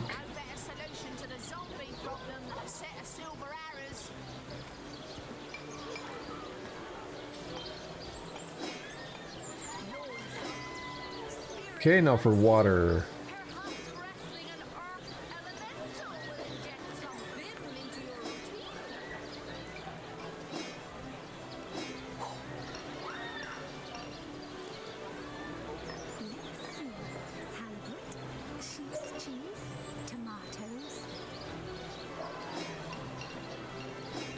Alright, that's that.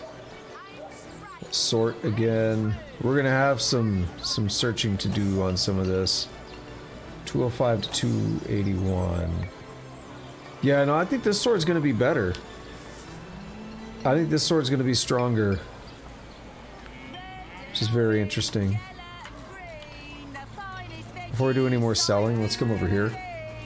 Can we get a tormented soul? gracious patron. I see your tired eyes looking a Doesn't bit look like it. teary. I've just the potion for that. Or would you prefer a toasty fire spell to dry those vapors?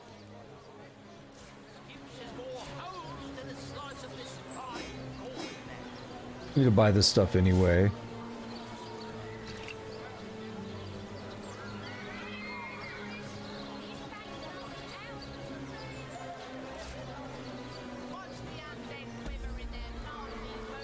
Got to get ready for the next crafting session while we're at it. Well, what sort of arrows do you want? Freezing, Now see, silver, this is where it gets interesting. get to the point. I don't really need that belt. So even though it's divine, that's not really going to do anything I care that much about.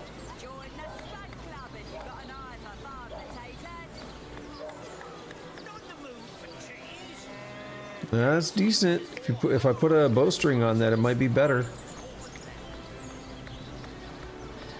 I'm gonna hold off though. Halibut, sheep's cheese, tomatoes. Not gonna hold off on that, however.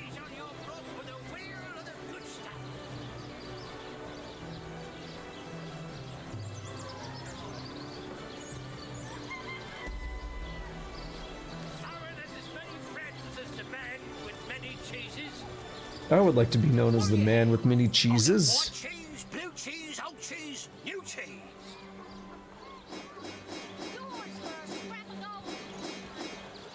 We've almost already spent all his money.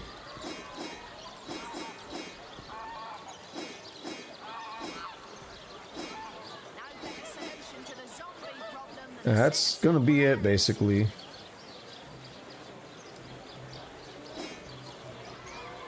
Yeah, we'll give him a little bit of a gift.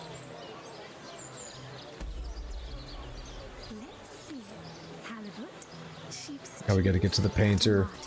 I did mention it might be tough to sell everything. You again, haver of the beautifully shaped shoulders. We just have so many things.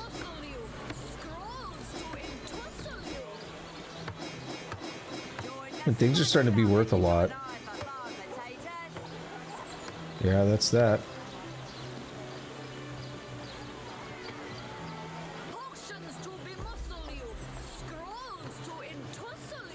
I will take my leave. The next place I want to check has to be the cook. What are you wondering, Tusk? Are you wondering how many nipples a wombat has?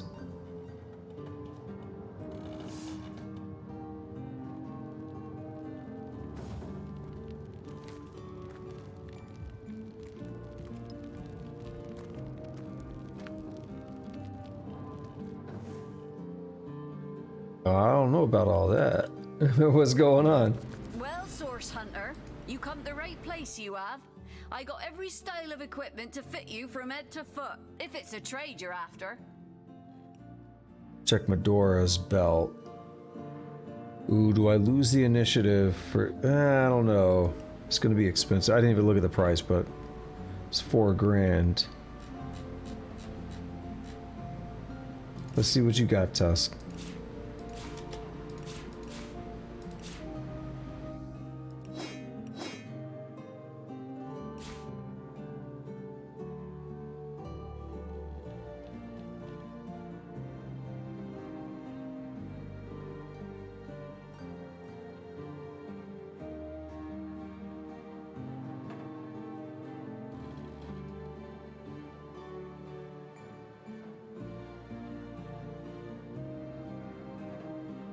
Alright, so you're missing 3 letters, right? Why are they missing?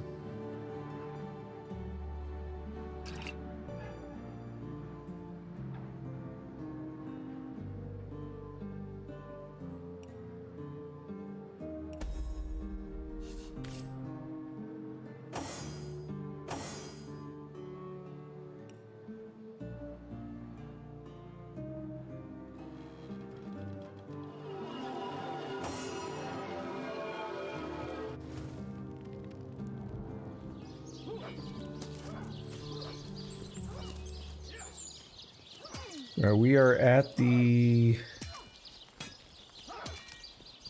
We're at the end of the bulk of the inventory management. If I want to do the crafting and stuff, that would be useful. We can go to Silverglen now.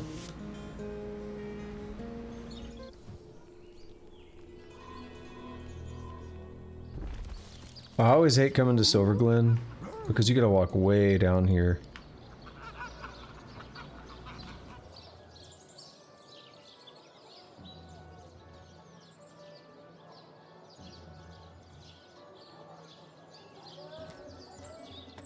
Tell me, sweetie, do you have sunburn, or are you always this hot?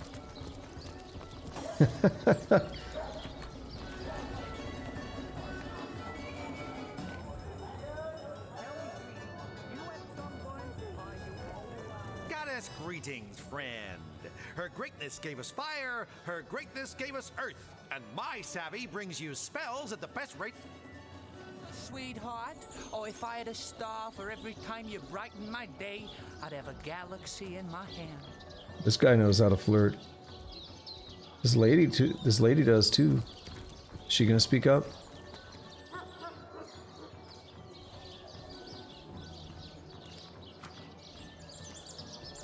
Do you believe in the gods, baby?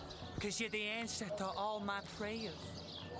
Over here, sweet cheeks. Hey there, tall and strong. Aching to share a Up for a moment little together. roll in the hay? Not today, Ramon. I'm on the mood for your games. Alright, we gotta buy crafting stuff. Since the shop's reset. Stop my rumination. It must be that you can hardly wait to purchase an ingredient or two for a very urgent recipe. I'll forgive this imposition if you'll make me a generous offer.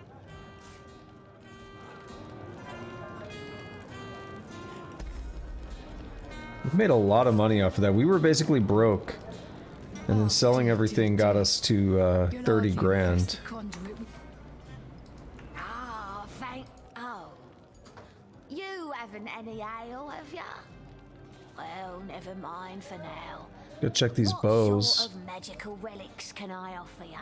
Blessed by the goddess they are, each and Tormented soul. I would like that.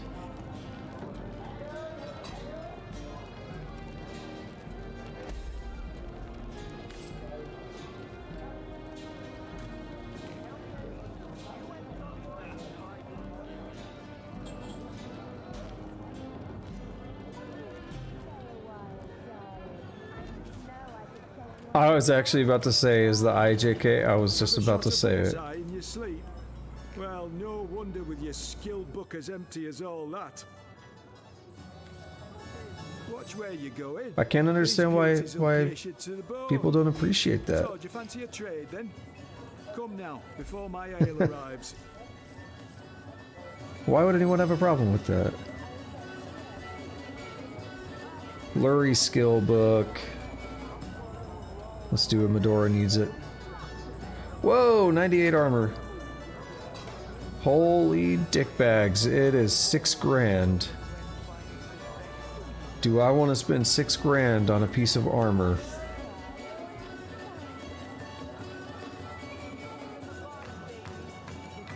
Because it looks like it's only 8 armor better than what I have, but don't forget with crafting we could add like another 10 to this.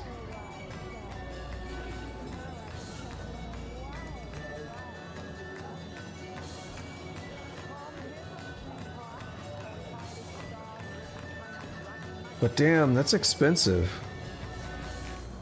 Again, do I really want to spend 6 grand on a piece of armor? I'm not sure. I did want to spend that 2 grand on a skill book so I can hand it to Medora, who now has her master skill.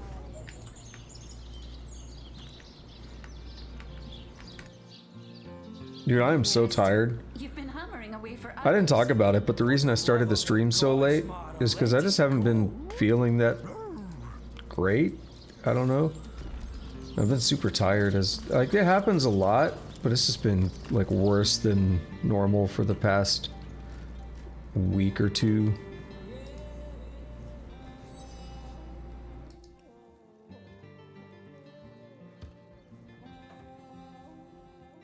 Oh man, dexterity sarong. What do I have?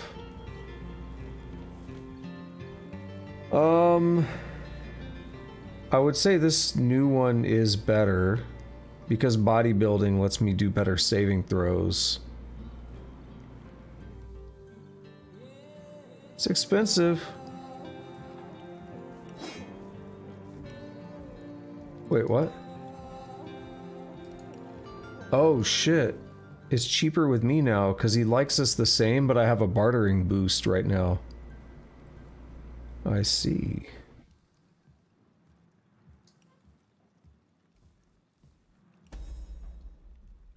Let's put that sarong on.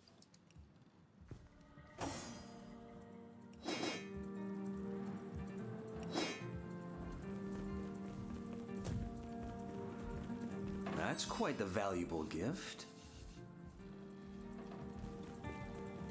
Only the best for my favorite partner. Your kindness is a great comfort to me. I'll return this favor at the earliest possible moment. They're gonna fuck, aren't they? Do you know anything about this?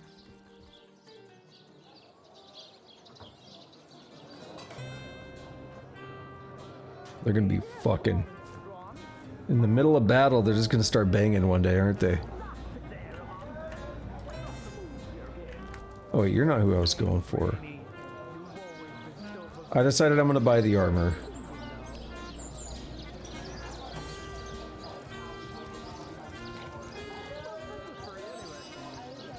Now as for this, it's 58, 59. It's slightly cheaper. Nice.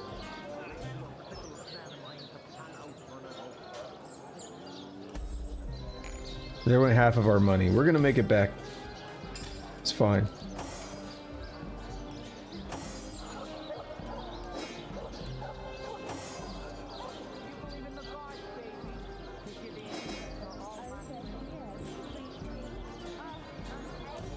And then unfortunately, I don't really know of a good place to sell. We'll see, is Paul good? Does Paul have a bunch of money? Give one of the comfort folk a Not visit really. if you're in the mood. I recommend Ruby for her imagination. But Ramon's fierce as a wildcat. He doesn't really have a lot of money, but he has enough that we could sell him a few items.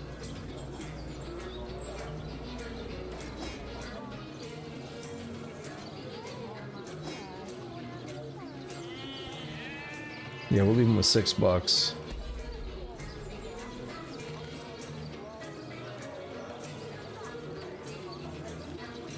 Oh, let's talk to Bonnie, because we killed Frederick, who was an asshole. Oh, my hero. My heart is still racing. Let's discuss Frederick. Yes. Search me anyway. In the morning. I was just about to let him know I won't stand for No. such language. Nothing much, I'm afraid. But go ahead. I'll answer what I can. Alright, whatever. We can't be like, yo, Frederick's dead. Together.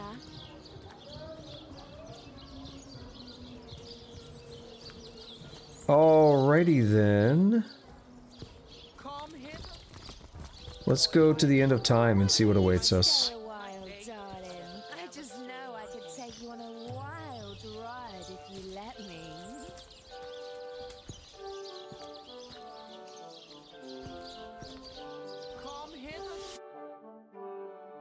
Ah, dear Starstone Commanders, I do apologize for the state your homestead is currently in. It's like a zoo in here, or worse, an imparium. That's right. These red little blighters appeared as out of nowhere when another one of the portals became active. God, 7 or 700. If there's one thing I can't stand, it's imps.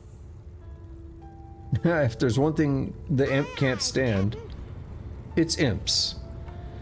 There's a discrepancy in that statement I feel bound to point out. I know, but really, they're zany, they're exasperating, they're unpredictable, and they have about as much use for history as a professional clairvoyant has. Tell me a bit more about this band of zigzags. Why, I'm not one of them. Not one of those exiles that were slaves to demons and their own inadequacies. But talk to them if you must hear their history. I haven't the stomach for the vagaries of my own species. No, what I need is the sound of a symphony, a whiff and a swig of old tasty wine, and above all, a shelter away from imps. Zigzags is not happy. We have a new portal?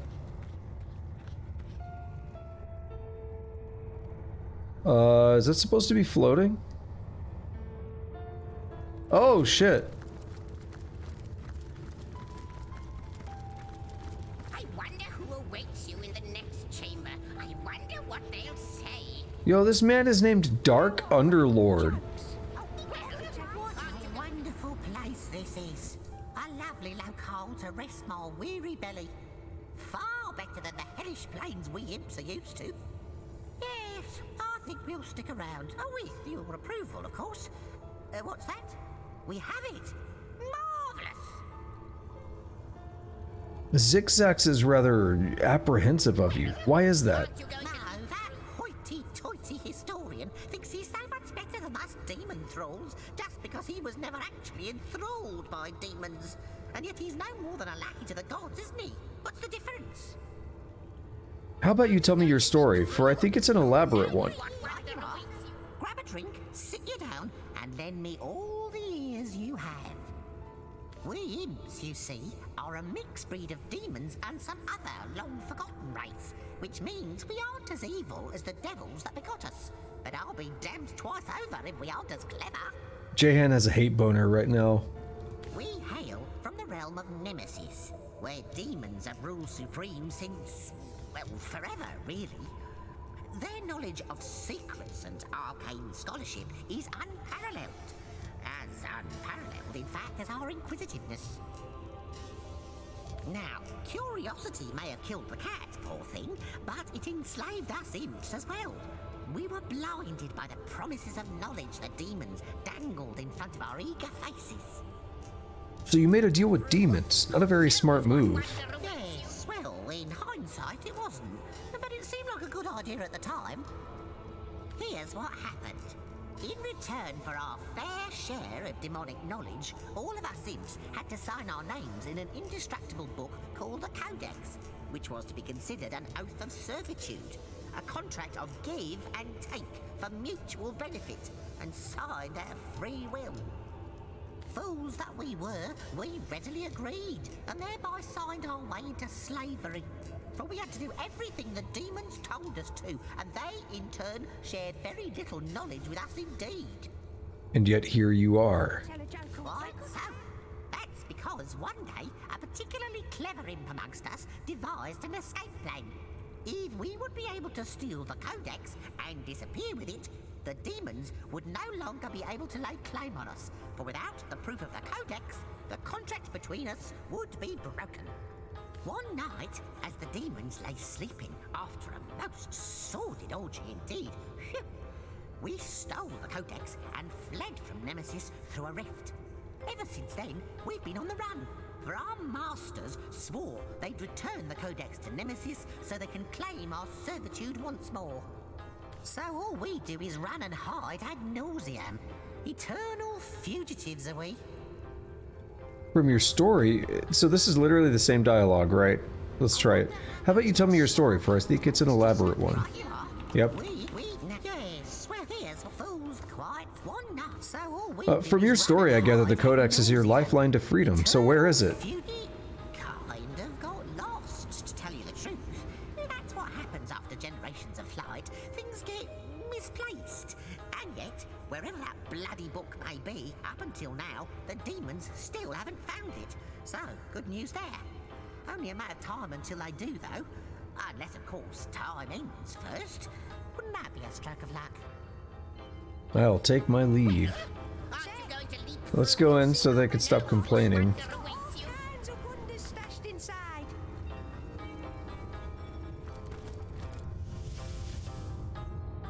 This place looks cool.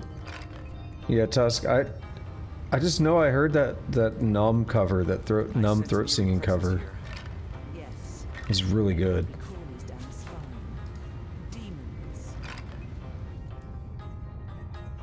And yeah, I've heard Scald. Scald is good.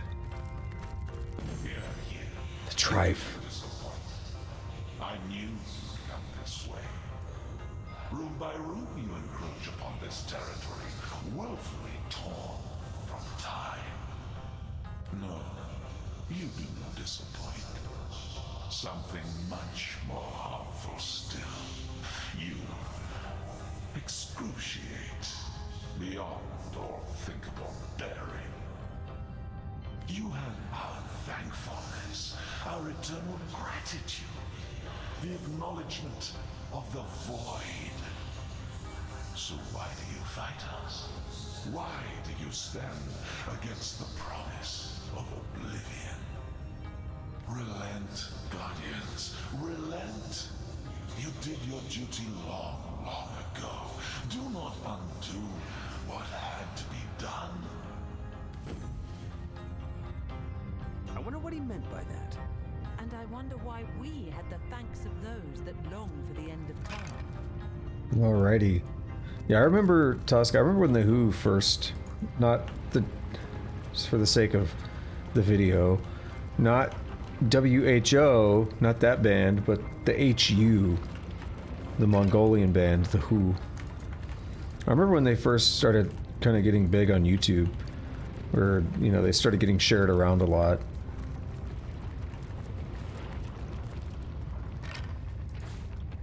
I haven't listened to them in a while. Like, not too much.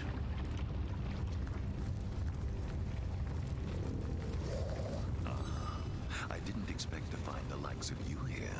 Fallen stars, forgotten angels from on high. How long has it been? An age? An eon? But you've changed quite considerably, I see. Yes, the divine is but a glimmer in the farthest reaches of your gaze. Well, perhaps I can help you.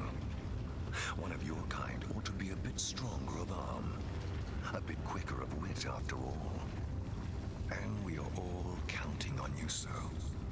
Tell me about yourself. My autobiography will hardly serve you. What's far more relevant is what I see in you. Quite crucial, your survival, isn't it? And you do seem such a reasonable sort to boot. There's very little pleasure greater than dealing with a reasonable sort, I find. What can you offer me? Yourself redone, of course. Your very parts and pieces reorganized into something simply better. I'm gonna verify how this guy works.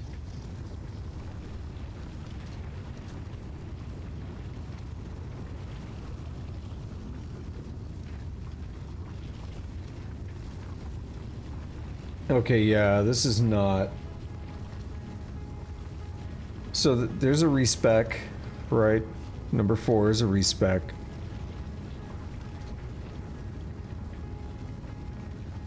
This is terrible. You can boost your reputation 2 points, cost 2 points off of your choice of attribute. Why? That's awful.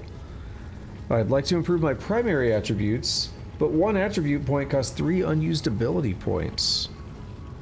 And then getting ability points, 1 ability point costs 1 unused talent point.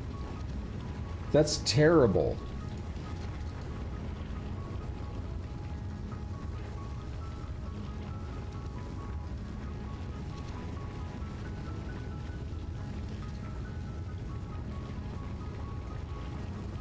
So we're gonna just change that subject, take my leave. So yeah, I could totally do a respec though, if I'm not happy with something. That's an option now. My friend and ally, my burden is insurmountable it seems, and I've no one to share it with but you. Isn't that a strange thing? I have it all, I'm a ruler of worlds, and yet it means so very little to me, if anything at all. I cannot seem to stop thinking about her. Yeah, I see her fall over and over. I see strike her down. It saw an opening and struck so very quickly because of us. We feared, and so we failed her. Yet never have we said these words aloud. Has the time come?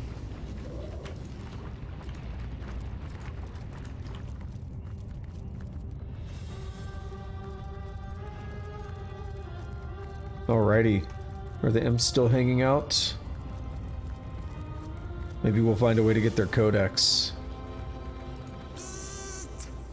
Strange. I'm zapping you just as hard as my finely tuned mental prowess allows, yet I can't seem to singe a single hair on your head. I wouldn't go around attempting to do violence to source hunters if I were you. No, not violence. Zapping, explosions, bloody mist and other beautiful bits flying into high heaven. Ah, bliss! Where could be? Hello, Sauce Hunter! Tell me about yourself. I'll tell you whatever you like, friendo, but it'll cost you. Oh, but when you give me that look, I can't help but offer you my finest deal. My love story for a simple shrunken dwarf's head. How's that for a trade? Say, did you know I can fly straight up from here to eternity? It's true. What? See? I was back before your puny human eyes even knew I was gone. Oh, don't go. Please, I'll show you a trick. Look. 1, 2, 3, and now your name is Freddy. Amazing, isn't it? Wouldn't it be funny if that actually did happen? Think I could fly straight to the void? I think I could fly straight to the void. Have you seen my magic box? It's got all kinds of wonders. Alright, yeah, let's get somewhere a little calmer.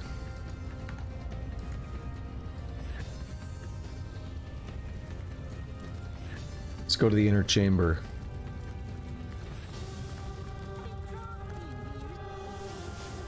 And now that we're in the inner chamber, we can relax a little bit.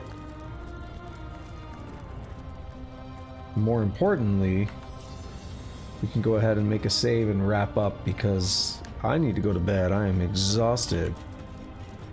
End stream 10. Boom. Alrighty. I was actually kind of hoping to stop at about the 3-hour mark, and here we are at 3 hours and 49 minutes and 50 seconds, so it happens. But I think almost the last 50 minutes has been inventory management. Maybe it's been quite a bit. Yeah, it's only 5:48, but that's about when I'm going to be getting up here. So yeah, whatever. It's not going to be great. Anyway, recap. So we spent some time checking out Silverglen today. Get back there. We spent some time checking out Silverglen today, and we met Lawrence and Brandon, who were kind of arguing, and we tried to turn in a quest to Lawrence, that, you know, killing goblins, but he was like, the mine's destroyed, you know, fuck you. And we didn't really get a good reward or anything, unfortunately. But that's because we didn't get the quest early enough in the game, and we didn't get a chance to turn it in before the mine got destroyed last time. Oh well. Lesson learned. I'll, you know, maybe next time I play the game, I'll do things in a more normal order. It won't be a problem. We picked up a quest from Brandon to bring him some Tenebrium, so we're going to work on that. We're going to get that done next time. Actually, a lot of what we've done today has kind of been in service of that in a roundabout way.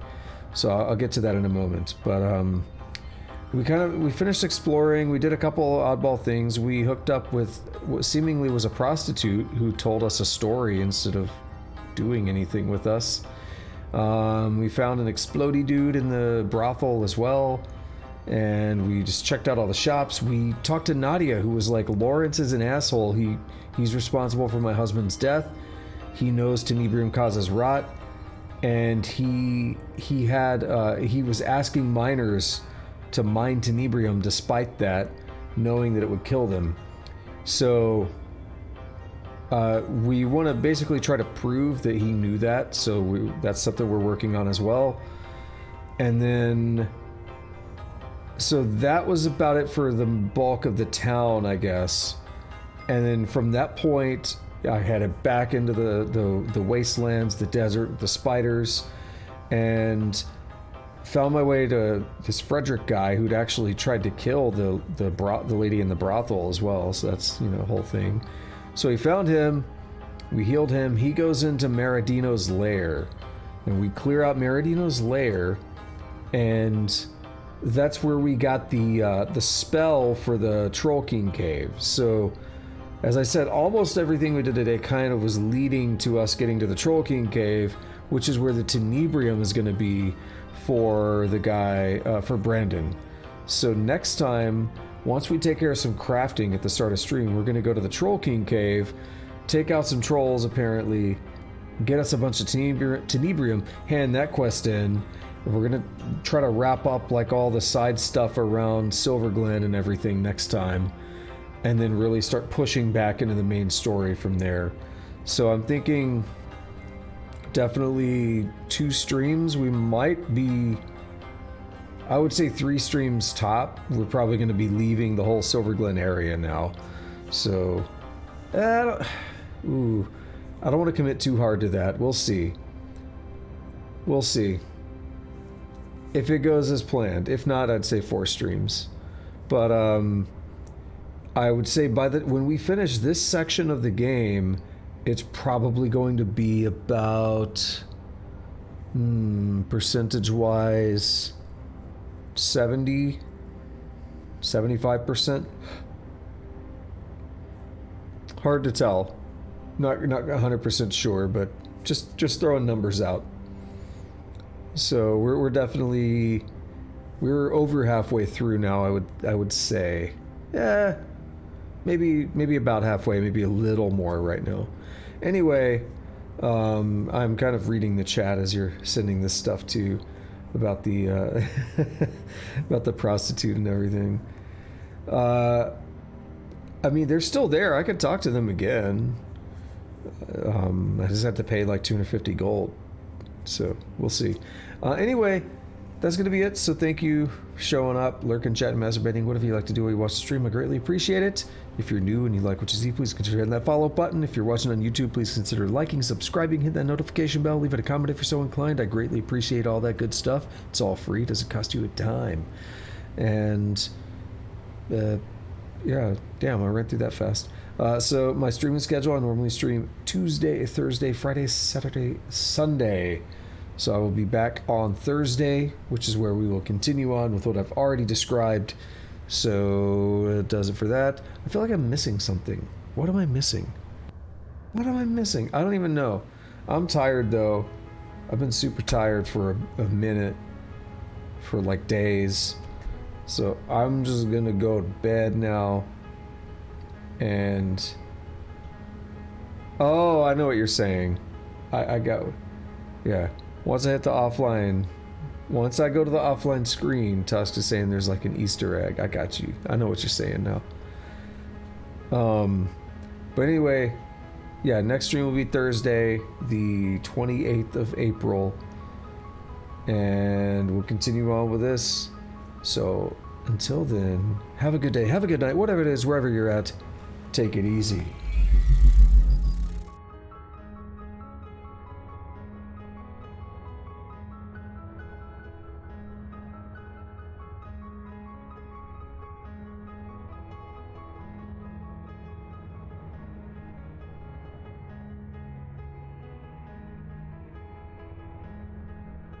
I'll rip your head off and shit down your neck.